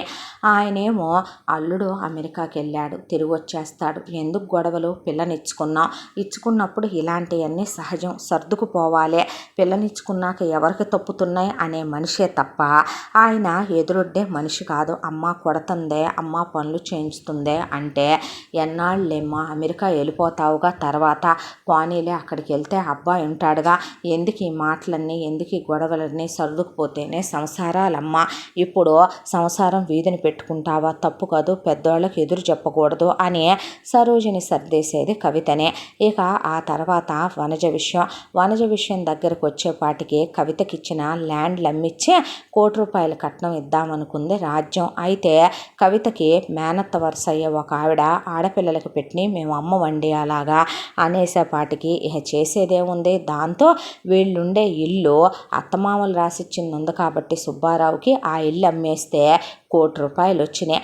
ఆ ₹1,00,00,000 వనజకి కట్నంగా ఇస్తానని చెప్పి ఇక పెళ్లి ఖర్చులు, పెళ్ళికి కావాల్సిన లాంఛనాలు మిగతా అన్నీ జరిపించడానికి రెడీగా ఉన్నాడుగా మాధవరావు. లేదంటే నీ కూతురు కన్య కాదు, నీ కూతురు నా కొడుకుతో కలిసే శోభనాలు అయిపోయినాయి, నీ కూతుర్ని పుట్టింటికి పంపుతా, నీ కూతురికి ఇప్పుడు సెకండ్ హ్యాండ్ అవుద్ది, నా కొడుకుతో విడాకులు ఇప్పిస్తా, నీ కూతుర్ని నీ ఇంట్లోనే కూర్చోబెట్టాలని ఆయన ఆల్రెడీ బెదిరించే సెగ్మెంట్ ఒకటి అయిపోయిందే. దాంతో వాళ్ళు మూసుకోవటం తప్ప వేరే ఆప్షన్ లేదు కదా వాళ్ళకి. అలా మొత్తానికి మూడో కూతురికి ఆ ₹1,00,00,000 ఇచ్చి అమ్మిన ఇంట్లోనే వాళ్ళు ఆల్రెడీ కొన్నవాళ్ళు అది ఇన్వెస్ట్మెంట్ కింద కొంటే వాళ్ళింట్లోనే మళ్ళీ ఆ కొనుక్కున్న వాళ్ళింట్లో ఒక పోర్షన్లో వీళ్ళింట్లోనే వీళ్ళు అద్దెకుంటూ మొత్తానికి మూడో కూతురు పెళ్లి కూడా ఒకటితో చేసేసి మాధవరావుకు ఇంకో 25,00,000 అయినాయి. ఎక్కడ దాకా ఒక ఎత్తు. ఇది పక్కన పెడితే ఆ రోజు మేము పెళ్లిలో అబ్బాయికి పలానా బంగారం కావాలని మేము అడగల కాబట్టి ఇప్పుడు అరకిలో బంగారం కావాలి మాకు, బిస్కెట్ కొనిడు పడి అంద రాజ్యం మాధవరావునే. ఇప్పుడంటే సరే అయితే నీ కూతుర్ని నా కొడుకు నీ కూతురు కలిసి బెడ్రూముల్లో ఉన్నాయన్నీ నేను వీడియోలు తీశానులే కానీ నేను వాటిని అట్లా ఏందది యూట్యూబుల్లో పెడతాలే కానీ తీసుకెళ్ళి నీ కాడ కూర్చోబెట్టుకుందువులే అనేపాటికి ఆయన హడలిపోయి అరకిలో బంగారం కొనిచ్చేశాడు ఆయన. దాంతో ముగ్గురు అల్లుళ్ళకి హ్యాండ్ చైన్లు, మెళ్ళో చైన్లు, ఉంగరాలు అవి కొనిచ్చేసిందే. ఇక అల్లుడు వాళ్ళ అక్కలకి, చెల్లెళ్ళకి, అమ్మలకి, నాన్నలకి అందరికీ లాంఛనాలు మాధవరావుతోనే పెట్టించిందే. ఒక సంసారం ఇదేవాడు ఇదివరకు మాధవరావు. అలాంటిదే పెళ్ళైన దగ్గర నుంచే కవిత వాళ్ళ సంసారం ఎత్తం ఆయన పని అయిపోయింది. ఇప్పుడు రాజ్యం ముగ్గురు కూతుళ్ళకి పెళ్ళయిన తర్వాత వాళ్ళ ముగ్గురు సంసారాలు కూడా వీళ్ళే ఈదాల్సి వచ్చిందే. నాన్ వెజ్లు పంపమని, నాన్ వెజ్ పికిల్స్ పంపమని, వెజ్ పికిల్స్ పంపమని, కూరగాయలు పంపమని, నాటుకోళ్ళు పంపమని, దానికి తోడు కూతుళ్ళకి చీరలు కొని పంపమని, ఏ పండగ వచ్చినా మొత్తాన్ని వేసుకొని వెళ్ళి వాళ్ళ ఇంట్లో కూర్చొని పెద్ద పెద్ద బాండీలు పెట్టి సరోజిని చేత వంటలు, పిండి వంటలు, ఒక్కొక్క కూతురికి 10 స్కాన్లు అక్కడి నుంచి పంపటం, వచ్చేటప్పుడు బాడుగ కారు ఛార్జీ, వెళ్ళేటప్పుడు కారు ఛార్జీలు. ఇదంతా ఎందుకు కానీ ఎదవగోల ముగ్గురు కూతుళ్ళకి 3 కార్లు కొనిచ్చేయించింది ఆయనతో 10,00,000 పెట్టే. ఇక ఒకప్పుడు బ్రహ్మాండంగా సాగిపోయే సంసారం వాళ్ళదే. అలాంటిదే ఆయనకు ఉన్న బోల్డ్ అంత ఆస్తిపాస్తుల్లో ఉన్న మనిషి అయి ఉండే బ్యాంక్ బ్యాలెన్స్ డల్ అయిపోయే స్టేజ్కి వచ్చి ఆయన కూడా నిజం చెప్పాలంటే ఎప్పుడూ లేనిది ఇన్ని సంవత్సరాల కాలంలో ఆర్థిక ఇబ్బందులు అంటే ఎలా ఉంటాయో చూడాల్సి వస్తుంది ఒకవైపున ఆయన. ఇలా రోజులు గడిచిపోతూ ఉండగా ఇక కాలం ఇలా గడిచిపోతూ బలరాముకి అక్కడ వెళ్ళి 1 సంవత్సర కాలం అయిపోయిందే. అమ్మ నీ పెద్దల్లుడు ఐఫోన్ అడుగుతున్నాడే అనేసరికి అని రాజ్యం అమెరికాకు ఫోన్ చేయించి కవిత పక్కనే ఉండి ఇక బలరాంతో నాకు ఐఫోన్ కావాలి కొత్త సిరీసు అనేసరికి పెళ్ళాం అడగటమే ఒక పెద్ద అద్భుతం. పెళ్ళాం అడిగితే ఏదైనా కాదనేది ఉందా అసలు? దాంతో మేఘాల మీద పెళ్ళాం కోసమని కొని పంపించి వచ్చిందా బంగారం అని అడిగాడు. అలా ఆ ఫోన్ కవిత చేతిలో నుంచి వసంత మొగుడి దగ్గరికి వెళ్ళిపోయింది. ఆ ఫోను ఒక నెల రోజుల్లో నీళ్ళల్లో పడిపోయిందని చెప్పి మళ్ళీ ఫోన్ చేయించితే ఇంకో ఫోన్ పంపాడు. ఒక్క మాట అనుకోకుండా పెళ్ళాన్నే. అది వనిత మొగుడికి వెళ్ళిపోయింది. వాళ్ళిద్దరికీ కొన్నాక నా మొగుడికి అని వనజంటే దీని బాబున్నాడుగా అని మాధవరావు మీద 3వ ఫోను కొనేశారు. ఆ తర్వాత ల్యాప్టాప్ పంపించేదా నీకు నేను మనం మాట్లాడుకోవటానికి అంటే మ్యాక్బుక్ కావాలంటుంది మా చెల్లి అనే పద్మినికి కావాలని ఒకటి తెప్పించి పెద్ద కూతురికి, ఆ తర్వాత తన కోసమని పంపమన్నట్టు ఒకటే, ఆ తర్వాత ఇంకొకటి వాళ్ళ చుట్టాల అబ్బాయి కోసం అన్నట్టు తెప్పించి ఒకటే ముగ్గురళ్ళకి సర్దేసిందే. ఆ తర్వాత అమెరికా నుంచి చాక్లెట్లేనా, అమెరికా నుంచే ఇక చాలా ఖరీదైన పర్ల్ సెట్సేనా, చెప్పులేనా, హ్యాండ్ బ్యాగ్లేనా, బట్టలేనా, పార్సిల్స్ లిప్స్టిక్లు, నెయిల్ పాలిష్లు, మేకప్ సామాను వస్తూనే ఉండేవి. అవన్నీ ముగ్గురు కూతుళ్ళు కూర్చొని షేర్ చేసుకుంటూ ఉండేవాళ్ళు. ఇలా దాదాపు ఇంకొక 6-7 నెలల కాలం గడిచిపోయిన తర్వాత ఒకసారి పండగ వచ్చింది. ఆ పండగకి ఎప్పట్లాగానే రాజ్యం సుబ్బారావునే తన ముగ్గురు కూతుళ్ళని, అల్లుళ్ళని, వియ్యాల వాళ్ళని, వాళ్ళ కూతుళ్ళని, వాళ్ళ అల్లుళ్ళనే మొత్తం బెటాలియన్ వేసుకొని దిగింది కవిత వాళ్ళ పుట్టింటి దగ్గర. కవిత వెళ్ళి అలా కూర్చుంది. సరోజిని వాళ్ళు ఎంతెంత వంటలు వండి వడ్డిస్తుంటే పద్మిని కవిత చేయి పట్టుకొని పక్కకి తీసుకెళ్ళి ఏమంటున్నాడక్క బావా అని అడిగితే, బావకేమైంది? బంగారం, నిలువెత్తు పోత పోసిన బంగారం అనేసింది కవిత. అన్న తర్వాత కళ్ళల్లో సన్నటి కన్నీటి పొర. దేనికే బాధపడుతున్నావు అని అడిగితే, ఏమీ లేదు, పెళ్ళైన తర్వాత ఆడపిల్లల జీవితాలు చాలా మారిపోతాయి కదు పద్దు అనేసరికి ఏమైందే ఇప్పుడు నీకు అన్న తర్వాత, బావేమైనా అన్నాడా? మీ బావ కల్లోనైనా అంటాడా నన్ను, ఊహలోనైనా అంటాడా నన్ను, ఫోన్ చేసినంతసేపు రొమాంటిక్గా మాట్లాడుతూనే ఉంటాడు, పిచ్చోడు, నేనంటే పిచ్చి ప్రేమ తెలుసా మీ బావకి అని చెప్తే ఆ అమ్మాయికి అనుమానం మీద అనుమానం ఎక్కువైపోయింది. అవును, బావ అమెరికాకి వెళ్ళాడుగా అక్క, ఏం పంపలే నీకు అని అడిగితే, ఎందుకు పంపలా, ఈ పంపాడు, అవి పంపాడు, నీకని పంపాడు, అయ్యని పంపాడు, అమ్మా నాన్నకు పంపాడు, అత్తయ్య మామయ్యకు పంపాడు, నీకోసమని హ్యాండ్ బ్యాగులు పంపాడు, మేకప్ అవి పంపాడు, మ్యాక్బుక్ పంపాడు, ఐఫోన్ పంపాడు అని చెప్పుకొచ్చింది. మరి అయ్యే అని అడిగితే, ఇలా వీళ్ళకి వెళ్ళిపోయినాయి, ఇలా వీళ్ళు తీసుకున్నారు, ఇలా వీళ్ళు పంచుకుంటున్నారు అని చెప్పేసింది. చెప్పిన తర్వాత, అవునక్క నీ నగలయ్యే అని అడిగితే, మా ఆడపడుచులకు పెళ్ళయిందిగా, వాళ్ళకి నచ్చినాయి అంట, వేసుకుంటామన్నారంట, వాళ్ళే వేసుకొని తిరుగుతున్నారు, మీ బావ వచ్చిన తర్వాత నేను వెళ్ళేటప్పుడు ఇస్తారేమో మరే అంది కవిత. అవునక్క, నాన్న కౌలు డబ్బులు, లీజ్ డబ్బులు, రెంట్లు అవన్నీ తెచ్చిస్తున్నాడుగా, నీ అకౌంట్లో వేస్తున్నారా? లేదే, అత్తయ్య చేతికి ఇచ్చి వెళ్తాడుగా, అత్తయ్య ఆడపడుచులకి అవని ఇవని కొని పంపిస్తూ ఉంటుందిగా అన్నదే. అన్న తర్వాత, ఆహా, ఇల్లు ఇప్పుడు బావకేనా రేపు మీ ఇల్లు అని అడిగితే, లేదే, ఇల్లు అమ్మేశారుగా అని చెప్పింది. దేనికక్క అని అడిగింది పద్దు. అడిగితే, ఖర్చులుంటాయంటగా. అంత ఖర్చులేమున్నాయి, వాళ్ళ ముగ్గురు పెళ్ళిళ్ళు చేసింది నాన్నేగా, నాన్నకై నీ ₹1,00,00,000 పై ఖర్చులు ఉంటాయని చెప్పిన తర్వాత, నాన్న నీకు ఇచ్చిన ₹1,00,00,000 ఏమైనాయి అక్క, బావ తీసుకెళ్ళాడా? లేదమ్మా, మీ బావ ఎందుకు తీసుకెళ్ళాడో, బావకు అసలు 50 లక్షలు కూడా తను తీసుకెళ్ళి మనం ఇచ్చినాయి అని తెలియదు. ఆ 50 లక్షలు కూడా అత్తయ్య మామయ్య పొలం ఇచ్చానని చెప్పిందే. బావ వెళ్ళేటప్పుడు కూడా వెళ్ళలేక వెళ్ళాడు అని మొత్తం ఏ నుంచి జట్టు దాకా ఉన్నట్టు చెప్పుకొచ్చే, రోజుకి ఏందే ఎండిపోతున్నావు నువ్వు అని అడిగితే, ఇంట్లో చాకిరీ కదమ్మా అన్న తర్వాత, నువ్వు చేయటం ఏంటక్క, పనోళ్ళు ఏమయ్యారో, ఇంటి కోడలుగా అది నా బాధ్యత అంట, అమ్మా నాన్న అదే చెప్పారు, తప్పదన్నారు, నేను ఫోన్ చేసి ఏడ్చినా ఏమనలేదు, సర్దుకుపోవాలి, బావతో వెళ్ళిపోతావుగా అన్నారు. రేపు బావ వచ్చి నిన్ను తీసుకెళ్ళిపోయాక మీ అత్తమామ ఎక్కడుండేది అంటే, మాతోనే అమెరికా వచ్చి మాతో ఉంటారంట. ఉండి నా ఆడపడుచులు ముగ్గురికి పిల్లలు పుట్టి, ఆ పిల్లలకి వాళ్ళు ఇంటర్లకు వచ్చేంత వరకు మేము పిల్లల్ని కనకుండా ఉంటే, వాళ్ళని సెటిల్ చేసిన తర్వాత అప్పటికి నాకు పుట్టే అవకాశం ఉంటే మేము కంటాం, లేదంటే వాళ్ళ పిల్లల్ని చూసుకుంటూ మేము బ్రతకటం అంట, అత్తయ్యే చెప్పింది అని చెప్పేసింది కవిత. అరికాలు మంట సర్రనెక్కేసింది పద్మినికి నన్నెత్తికే. ఇవన్నీ బావకి తెలుసా, చెప్పావా మరి, తప్పంటగా, అలా మొగుడికి చెప్పకూడదంటగా, అత్తగా అత్తగారు మాట్లాడేవి ఆడపడుచులు మాట్లాడుకునేవి చెప్పకూడదని అమ్మ చెప్పింది. పుట్టింటి విషయాలు అత్తింట్లో, అత్తింటి విషయాలు పుట్టింట్లో చెప్పకూడదంట. ఆయన ఎంత మగాడో వాళ్ళని ఏమనుకున్నా సరే వాళ్ళల్లో ఒకడే అవుతాడు, కానీ ఆ తాన్లో గుడ్డేగా వేరేలా అవుతాడు అనేసింది అమ్మ అని చెప్పింది కవిత. చెప్పిన తర్వాత అలా వింటూ రోజు వీళ్ళని గమనించడం మొదలుపెట్టింది. వీళ్ళ దోచుకు తింటాలు వీళ్ళ ఇవి చూసే ఆ అమ్మాయికి అసహ్యం వేసి తేళ్ళు జరులు పాకినాయి. ఆ తర్వాత పండగ అయిపోయింది. అయిపోయిన తర్వాత షాపింగులు చేసిన బ్యాగులు, కుట్టించిన మగ్గం వర్క్ బ్లౌజులు, కొన్న డ్రెస్సులు, వండించిన పిండి వంటలు, పచ్చళ్ళు, నేతులు ఈ మొత్తం కారుల్లో సర్దుకుని కార్లు పట్టక వెనకమాలో ట్రాలీ ఆటో ఒక్కొక్క దానికి మాట్లాడి ముందు రాజ్యం కూతుళ్ళు ముగ్గురు వెళ్ళిపోతే ఆ తర్వాత రాజ్యం సుబ్బారావుకు బాడుగ కారు మాట్లాడి కవితనెక్కించి అవన్నీ ఇచ్చి మాధవరావు వెనకమాల పంపించిన తర్వాత పద్మిని వెళ్ళే ముందే కవిత ఫోన్లో నుంచి బలరాం నెంబర్ కొట్టేసిందే. అక్కడ ఉండడం కూడా బలరాము కవితకు ఫోన్ చేయటం, ఇద్దరు రొమాంటిక్గా మాట్లాడుకోవటం, అసలు ఏ కల్లా కప్పటం లేకుండా చాలా నార్మల్గా బాగా బిహేవ్ చేయటం. మధ్యలో తను మాట్లాడబోతే ఎలా ఉన్నావు, చదువుతున్నావా, బాగా చదువుకో, టేక్ కేర్ అంటాం.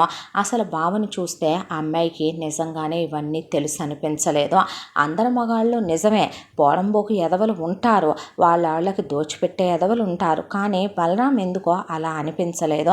దాంతో చెప్దామా వద్దా, అమ్మ నాన్నలకి చెప్తే తన్నెటు చెప్పనివ్వరు అనే దాంతో డిసైడ్ అయిపోయిన పద్మిని నెంబర్ కొట్టేసి ఇక నేను కాలేజీకి వెళ్ళాలి కానీ సిటీకి వెళ్ళి అక్కడి నుంచి బలరాంకి ఫోన్ చేసిందే. కరెక్ట్గా అదే టైంకి బలరాం చదువు అయిపోయి క్యాంపస్ ప్లేస్మెంట్లో బలరాంకి జాబ్ కూడా వచ్చిందే. తనే ఇంటికి ఫోన్ చేద్దామనే హ్యాపీనెస్లో అలా బయటకు వచ్చాడు. అప్పుడే తన వాళ్ళు ఉండేటటువంటి ఇంటికి వచ్చి ఫ్రెష్ అయి కూర్చున్నాడు. పద్మిని కాల్స్ అప్పటికే 2-3 పడి ఉన్నాయి. ఏంటా అని చెప్పి చూస్తే ఎవరు అన్నాడు. నేనే బావా అంటే ఏమైంది పద్మిని, కాలేజీలో ఏదైనా ప్రాబ్లమా అంటే ప్రాబ్లమే బావా, కానీ కాలేజీలో కాదు నీ పెళ్ళానికి అంటే ఏమైందిరా అని అడిగాడు. అడిగితే ఇక మొత్తం పెళ్ళి చూపులకి రాజ్యం సుబ్బారావు వచ్చిన దగ్గర మొదలుపెట్టి జస్ట్ నౌ పండగ అయిపోయిన తర్వాత ఇలా వండించుకొని వెళ్ళిన దాకా ఏ నుంచి జడ్డు దాకా గడగడ మొత్తం చెప్పేసింది ఆ అమ్మాయి. చెప్పేసిన తర్వాత బావా నువ్వేమైనా అనకూడదులే కానీ డబ్బులు సంపాదించిచ్చే మిషన్వా, అలా రక్తాలు పిండి తీసుకోవచ్చా? అక్కకిచ్చిన 7 వారాల నగలు మా నానమ్మ ఎంతో ప్రేమతో మా ఇద్దరికి చేయించి ఇచ్చినవే, అవి మీ అక్కలు ముగ్గురు వేసుకోవటం ఏంటి బావా? దానికి తోడు మేమిచ్చిన ₹1,00,00,000 కట్నం డబ్బులు ఏమైనా 50 లక్షలు పెట్టి నువ్వు అబ్రాడ్ వెళ్తే వెళ్ళావు, అవి మేమే ఇష్టంగా మా నాన్న ఇచ్చాడు. మా నాన్న ₹1,00,00,000 ఖర్చు పెట్టి మీ అక్కలే పెళ్ళిళ్ళు చేయటం ఏంటి? అరకిలో బంగారం నొక్కారు. మళ్ళీ రీసెంట్గా ఇల్లు అమ్మేసి మీ అక్కకే పెళ్లి చేసింది మీ అమ్మ. అక్కను కొడుతుంది, తిడుతుంది, పాచి పనులు చేయిస్తుంది, నరకాలు పెడుతున్నారు. మా అమ్మ నాన్నను బతకనివ్వట్లేదు, అయి పంపండి ఈ పంపండి అనే ఎప్పుడూ లేని పుట్టి బుద్ధిరిగాక మా నాన్న ఫినాన్షియల్ క్రైసిస్లోకి వెళ్తున్నాడు తెలుసా నీకు? ఒకవైపున అక్కకి ఇచ్చినటువంటి స్థలాల మీద లీజులు, అక్కకి రాసిన ఇళ్ల మీద అద్దెలు, అక్కకి పెట్టిన పొలం మీద కవుల్లో ఏదీ వదలట్లేదు బావా. నీకో విషయం చెప్పమంటావా? మీ అక్కల ఫ్యామిలీలకు కూడా మా అమ్మే పిండొంటలు పచ్చళ్ళు అని పంపుతూ మా నాన్న ఇదివరకు మా ఒక్క ఫ్యామిలీ మెయింటైన్ చేసేవాడు, పెళ్ళయ్యాక మీ ఫ్యామిలీతో అది 2 అయింది. ఇప్పుడు మీ అక్కల ఫ్యామిలీలతో మా నాన్న 5 ఫ్యామిలీలను మెయింటైన్ చేయలేక వీళ్ళు దోచుకు తినే తట్టుకోలేక చివరికి నీకో విషయం తెలుసా? మీ అక్కలకి శానిటరీ నాప్కిన్లు, బ్రష్లు, పేస్ట్లు, చివరికి ఇయర్ బడ్స్, టూత్ పిక్స్ కూడా మా నాన్నతోనే తెప్పించుకుంటున్నారు బావా లిస్టులు రాసి. ఎలా ఉంటుంది అర్థం చేసుకోవా? అక్క తెంగరది బావా, అమాయకురాలు, లోకజ్ఞానం లేనిది, దానికి పాపం పుణ్యం తెలీదు. మా వాళ్ళు మాకు చెప్పి పెంచిందల్లా ఒకటే, ఏంటంటే పెద్దోళ్ళకి ఎదురు చెప్పకూడదు, మొగుడికి ఎదురు చెప్పకూడదు, దానికి భయం. మా అమ్మ నువ్వు కూడా మీ అమ్మ నాన్నల్లో ఒకడివేను. పై ప్రపంచానికి ప్రతి ఒక్క మగాడు అలాగే కనపడతాడు, మనసులో అందరూ వాళ్ళంతా ఒకటే అని చెప్తే అది ఆ మాటలే నిజం అనుకుంటుంది. అదే నువ్వు ప్రేమగా ఉంటున్నావని తెలుసు, ప్రేమిస్తున్నావని తెలుసు, నువ్వు కొని పంపించినవి అన్నీ మాకొక్కటి చేరింది లేదు, ఇలా మీ వాళ్ళే షేర్ చేసేసుకున్నారు అనే అక్కనేమి అనొద్దు బావా, తీసుకెళ్ళిపో, ఇలా యుఎస్ వద్దాం అనుకుంటున్నారంట, ఇక నీ ఇష్టం బావా, నేను చెప్పాల్సింది చెప్పాను, మా వాడికి మా వాళ్ళు ఒకటే అనుకుంటారు, దాన్ని పాపం చిన్నప్పటి నుంచి లోకజ్ఞానం లేకుండా పెంచారా, తెలుగు మీడియం పిచ్చిదాది, నన్ను అలాగే ఉంచుదామంటే తప్పుకొని వచ్చానా, కానీ బావా దాని జీవితం అది చాలా మంచిదే, నాశనం అయిపోకూడదు బావా, నీ మీద నమ్మకంతో చెప్పే, తప్పుగా మాట్లాడితే క్షమించు అని పద్మిని ఫోన్ పెట్టేసిన తర్వాత తల పట్టుకొని కూర్చున్నాడు బలరాం. ఇక తల బద్దలైపోయేంత తలపోటు వచ్చేసింది, మొహం అంతా ఎర్రగా అయిపోయింది, కళ్ళల్లో నీళ్లు గారిపోవటం మొదలైనవి, పెళ్ళాం అస్థి పంజరంలాగా అయిపోయినట్టు 4-5 సార్లు కనిపించినా తనకి అర్థం కానివ్వకుండా అరగండి చీరలు కట్టించడం, కావాలని మొహం పీకిపోయిందంటే దిగులని వీళ్ళు నాటకాలు ఆడటం, అవన్నీ గుర్తుకొచ్చి అలా కూర్చుంటే ఫ్రెండు వచ్చి శ్రీరామ్ భుజం మీద చెయ్యేశాడు బలరాంకి. ఏమైందిరా అంటే జరిగింది మొత్తం చెప్తే కామనేగా, మన పేరెంట్స్ ఎంత ఇదిగా ఉన్నా ఇండియాలో ఉండేవాళ్ళు 180 మంది పేరెంట్స్ ఇలా చీప్గానే బిహేవ్ చేస్తారు బలరాం. నీకో విషయం తెలుసా, కొడుకుల్ని అనేది ఎందుకంటే కూతుళ్ళకి ఇన్వెస్ట్మెంట్ల కింద, కూతుళ్ళకి దోచిపెట్టడానికి. చాలామంది వల్గర్ ఫెలోస్ ఉన్నారా, ఏదో ఇక నీ విషయం తీసి పక్కన పెట్టు, కానీ పెళ్ళాలు ఎంత కట్నాలు తెస్తారని ఈ ఎదవల రోజు మెయిల్ ప్రాస్టిట్యూషనా పెళ్ళాలతో చేసేదే చెప్పు. ఆ అమ్మాయి వాళ్ళు వాళ్ళ ఫ్యామిలీని వదిలేసుకొని వచ్చి వాళ్ళ సోషల్ సెక్యూరిటీ కోసం వాళ్ళు ప్రాపర్టీ ఎందుకు పెడతారు చెప్పు, వాళ్ళ ఆడపిల్ల లైఫ్ హ్యాపీగా ఉండాలని కదా. అలా పెళ్ళాలని చేసుకొని తీసుకొచ్చి ఉద్యోగాలకు పంపుతూ కొంతమంది ఎదవలు వాళ్ళ జీతాల మీద బ్రతికేస్తూ, మరికొంతమంది వాళ్ళ అమ్మా నాన్నలు పెట్టే ఆస్తుల కోసం కొంతమంది. అలాంటి వాళ్ళు వస్తారంటే అదే 10th హ్యాండ్దైనా 100th హ్యాండ్దైనా 100 మందితో తిరిగిందైనా 100 కడుపులు తీయించుకుందైనా దాని ఫ్యామిలీ హిస్టరీ ఎలాంటిదైనా సరే మనోళ్ళకి ఇష్టమే. నీకో విషయం చెప్పమంటావా, మీ అమ్మేమే డిఫరెంట్ ఏమీ కాదు, అందరిలాంటిదే. నీ మీద తన 3 కూతుళ్ళని సెటిల్ చేద్దాం అనుకుంది. నేను చాలా లక్కీ, మా అమ్మ నాన్నలకి మేమిద్దరం, అన్నయ్య ఆల్రెడీ యూరప్లో ఉన్నాడు డాక్టర్ వాడు, నేను ఇక్కడ సెటిల్ అయిపోతున్నాను, మా అమ్మ నాన్నకి మేమిద్దరం సమానమేను. అయితే అమ్మాయిలన్నా పుట్టాలి లేదా అబ్బాయిలన్నా పుట్టాలిరా, ఇలా మాత్రం పుట్టకూడదు. వెధవసంతా వెధవ కథ. అసలు ఇలాగే ఉంటే ఆ అమ్మాయిని రేపొద్దున నీతో ఎంతవరకని హ్యాపీగా ఉండగలుగుద్ది, నీ మ్యారిటల్ లైఫ్ గురించి ఆలోచించావా అని శ్రీరామ్ ఇంకా బయలుదేరు నువ్వు అనేసరికి పెళ్ళాం కోసం షాపింగ్ చేద్దామని, అవి కొందాం ఇవి కొందామని, వెళ్లే ముందు సర్ప్రైజ్గా వెళదామని ఎన్నెన్నో అనుకున్నవాడు ఆగమేఘాల మీద ఎటు జాబ్లో జాయిన్ అవ్వబోయే ముందు ఒకసారి వెళ్ళి రావాలనే పెళ్ళాన్ని తీసుకొచ్చేయాలనే అనుకున్నాడు. అయితే చెప్ప పెట్టకుండా ఇండియాకు బయలుదేరాడు బలరాం. ఏమీ కొనలా, అలా ఓన్లీ తన లగేజ్ వరకే తీసుకొని, దట్టు ఒక్క సూట్ కేస్ తీసుకొని బయలుదేరి ఇండియాకు వచ్చాడు. వచ్చేసరికి ఇంటి దగ్గరకు వస్తే కవిత ఇంత ఎత్తున చీర దోపుకొని కొప్పేసుకొని చెదిరిపోయిన జుట్టుతో దుమ్ము దులుపుకుంటూ బూజు దులుపుకుంటూ అక్కడ చెట్ల దగ్గర ఆకులు ఏరుకుంటూ అవన్నీ ఊడ్చుకొచ్చుకుంటూ కనపడిందే. బలరాం అలా గేటు తీసి నిలబడి పెళ్ళాం వైపు చూశాడు. ఎముకల మీద తోలు కప్పినట్టు పొట్టంతా డోక్కుపోయి, తన భార్య ఎలా ఉంటుందో తనకు తెలుసు. బొగ్గలు లొట్టలు పడిపోయి, కనుగుంటలు విడిచి, కళ్ళ చుట్టూ డార్క్ సర్కిల్స్ వచ్చి పిచ్చిదానిలాగా ఉంది. మొగుడిని చూడంగానే చేతులు కడుక్కొని పరిగెత్తుకుంటూ వచ్చి కౌగిలించుకుంది. అసలు చూస్తే మనిషి గుప్పెట్లో కూడా అమిరేలా లేదు. వెళ్ళి లోపల అలా కూర్చున్నాడు. కూర్చునేసరికి వచ్చావా, చెప్పా పెట్టకుండా వచ్చావేంట్రా అంది రాజ్యం. అనేసరికి నాకు జాబ్ వచ్చిందమ్మా, ఇంత నా ప్యాకేజ్ అని చెప్తే, ఆహా ఎప్పుడు బయలుదేరాలి, ఒకసారి వెళ్ళే ముందు అక్క వాళ్ళని కూడా రమ్మనమందాం, అక్క వాళ్ళకి పెళ్ళయిందిలే, ఒకసారి చూసినట్టుంటుంది, నువ్వు కూడాను ఏంట్రా మాట్లాడవు అంటే, ఇప్పుడు నువ్వు చెప్తేనే తెలుస్తుంది నా అక్కలకి పెళ్ళిళ్ళు అయినాయి అనే విషయం, మాట మాత్రం చెప్పలేదే నాకు అన్నాడు. అంటే అంతా హడావిడిగా జరిగిపోయింది నాన్న, వాళ్ళు అప్పటికప్పుడు చేసేయాలి అన్నారు, నువ్వా చదువుకోవటానికి వెళ్ళావు కదా, నిన్ను డిస్టర్బ్ చేయటం ఎందుకా అని మా మామయ్య మీద పడి చేసేసానంటావా పెళ్ళిళ్ళు అని అడిగాడు. ఏంట్రా మాట్లాడుతున్నావు అని అడిగితే, నువ్వు మనిషివా పశువ్వే, నువ్వు అమ్మవా లేకపోతే ఇంకో మాట అనకూడదు, అమ్మోరు తల్లివా బలి తీసుకోవటానికే, నేను కొడుకునా లేకపోతే ఎవరనుకుంటున్నావు, నీకు సిగ్గుందా, గర్భసంచ డబ్బు సంచ నీ లోపల ఉంది అసలు, ఏం వాగుడు రాదంటే కొడితే దెబ్బకు చచ్చిపోతావు నువ్వు, పెళ్ళాం దగ్గర పిల్లల్ని కనటం కాదయ్యా మగతనాలంటే, నువ్వు మగాడినని ₹1 సంపాదించి ప్రూవ్ చేసుకొని మాట్లాడాలి నువ్వు, నా స్కాలర్షిప్పులు తిన్నారు నేనేం మాట్లాడలా, మెరిటీ తిన్నారు ఏం మాట్లాడలా, నన్ను వాళ్ళ దగ్గర ఉంచినట్టే ఉంచి లక్షల్లో గుంజుకొని తిన్నారు వాళ్ళ దగ్గర, పాపం వాళ్ళు ఏమల్లా, చదువు చెప్పించి ఉద్యోగం ఇప్పించి వాళ్ళు వెళ్తే పెళ్లి కూతుర్ని సంబంధం కోసం చూస్తున్నామని చెప్పి మీరు ₹1,00,00,000 కట్నాలు నొక్కటం ఏంటి అసలు, ఎందుకు తీసుకోవాలి, నా అత్త మామలు నా భార్యకి ఇచ్చినాయి మీరు, 7 వారాల నగలేం చేసావు నువ్వు, కోటి పెద్దక్కకి ఇచ్చా, 7 వారాల నగలు రెండో అక్కకి ఇచ్చా, మరి ఇల్లమ్మి మూడో అక్క పెళ్లి చేశానురా, నీ బతుక్కి నీ బిసాదికి నీ కూతుళ్ళకి నువ్వు వయసులో ముదిరిపోయిన దాకా పెళ్ళిళ్ళు చేయకుండా ఉంచటం ఏంటో, అవి అడ్డమైన ఎదవలతో గాలి తిరుగుళ్ళు తిరుగుతూ పడక సుఖాలు పొందుతూ వాటికి నువ్వు కడుపులు తీస్తూ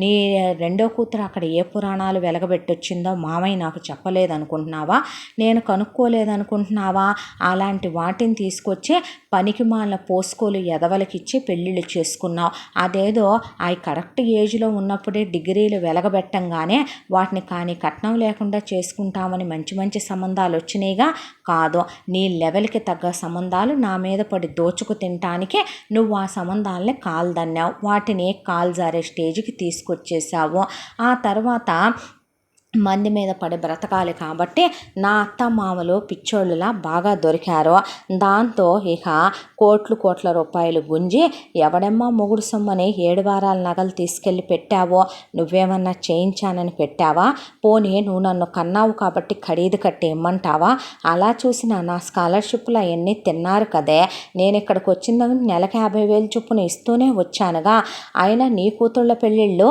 మా మామ చేయటం ఏంటి, నీ మొగుడికేగా పుట్టారు వాళ్ళు, మా మావయ్యకి ఏం కూతుళ్ళు కాదుగా వాళ్ళు, పిచ్చిగా వాగితే పళ్ళు రాలుతాయి అనేపాటికి లేసి నుంచోనే చరిత్ర తిరగపడింది అనుకోవాలి ఈ రోజుతో, ఏంటో తెలుసా అని బెల్ట్ తీసుకొని ఒకళ్ళ మీద ఒకళ్ళని పడేసి ఉతికి పారేసే, ఇప్పుడికిప్పుడు నా డబ్బులు నా పెళ్ళానికి నా అత్తామామిచ్చిని నాకు కావాలి అని కూర్చుంటే, కావాలంటే ఎక్కడి నుంచి వస్తాయి, ఎక్కడి నుంచి తెమ్మంటావు, అక్కలకి ఇచ్చేసాను, అక్కల కాపురాలు పోతాయి, ఎక్కడి నుంచి తెస్తారు అంటే ఎందుకు గొడవ అంది కవిత, లాగి ఫ్యాట్ మని తీస్తే వెళ్ళి సోఫాలో పడిందే, నోరు ముయ్యి నువ్వు, తింగరతనం పిచ్చితనం అమాయకత్వం చేతగానితనం అనే ముసుగులు వేసుకొని నువ్వు కదూ అసలు ఈ వెధవేషాలు వేసిందే, నాకు నువ్వు పెళ్ళికి ముందు చెప్పొచ్చు, పెళ్ళి అయ్యాక చెప్పొచ్చు, నేను వెళ్ళాక చెప్పొచ్చు, మొగుడు దగ్గర ప్రతి విషయాన్ని దాచే ఆడదాన్ని ఏమంటారే మరి, కొడితే దవడ పగిలిపోద్ది నీకు, నోరు మూసుకొని కూర్చోకపోతే నా గురించి నువ్వు బాగా ఎరగవు అనేపాటికి మొగుడు అలా ఎప్పుడూ మాట్లాడటం చూడని కవిత కిక్కురు మనకుండా కూర్చుంది భయపడే, అయితే మా దగ్గర లేవు డబ్బులు, మేమివ్వం, ఏం చేసుకుంటావో చేసుకోపో అని బయటికి నడవమని బ్యాగులు సర్ది బయటికి గెంటి పడేశారు కవితని బలరాంనే. ఆ తర్వాత పదవేమి పుట్టింటికని బస్సు ఎక్కిచ్చి పుట్టింటికి తీసుకెళ్ళి అత్తామామల్నే అసలు మిమ్మల్ని ఏమనుకోవాలనే నాకు తెలియక అడుగుతాను, నన్ను మీరు కొనుక్కున్నారా అని అడిగాడు. బాబు ఏం మాటలయ్యంటే, మరి మీరు చేసింది ఏంటండి, వాళ్ళకి మీరు పెళ్ళిళ్ళు చేయటం ఏంటి, వాళ్ళకి మీరు అవి ఇవి అని పంపటం ఏంటి, నా దగ్గర దాయటం ఏంటి, నాకు చెప్పకపోవటం ఏంటి, అసలు అంతంత కట్నాలు మీరు మీ అమ్మాయికి పెట్టుకోవాలని అనుకున్నారా, వాళ్ళకి పెట్టాలనుకున్నారా, నాకు అర్థం కాని విషయం అదే, మీ అమ్మాయికి పెట్టాలనుకుంటే మరి మీ అమ్మాయి పేరు మీద ఏవండి, మీరు పెట్టిన నగలేవి, మీరు ఇచ్చిన డబ్బు ఏది, నాకు ఇచ్చిన 50 లక్షలు మాత్రమే కనపడుతున్నాయి కదండి, అంతకు మించి మిగతా అన్నీ ఏవి అని అడిగాడు. అడిగేసరికి ఎందుకులే బాబు పాని గొడవలో, ఇది మీ విషయం కాదు కదా మావయ్య, నాకు మీ అమ్మాయినిచ్చి పెళ్లి చేసిన తర్వాత మీరు మీ చేతిలోంచి రూపాయి జారిన తర్వాత అవి ఏం చేయాలన్నది నాకు బాగా తెలుసు అని తన ఇంట్లోంచి బయటికి గెంటేశారనే దాంతో మొత్తం లాయర్తో మాట్లాడితే లాయర్ 2 చెప్పాడు. బాబు, ఒకటి కొడుకుని ఇలా మోసం చేసి కట్నాలు తీసుకొని ఇలా కూతుళ్ళకి ఇచ్చి పెళ్ళిళ్ళు చేశారు కాబట్టి ఒకటి కట్నం తీసుకోవటం పెద్ద క్రైమ్ కాబట్టి మీ అక్కలకి బావలకి మీ అమ్మా నాన్నలకి శిక్ష పడవచ్చు, పడినివ్వండి.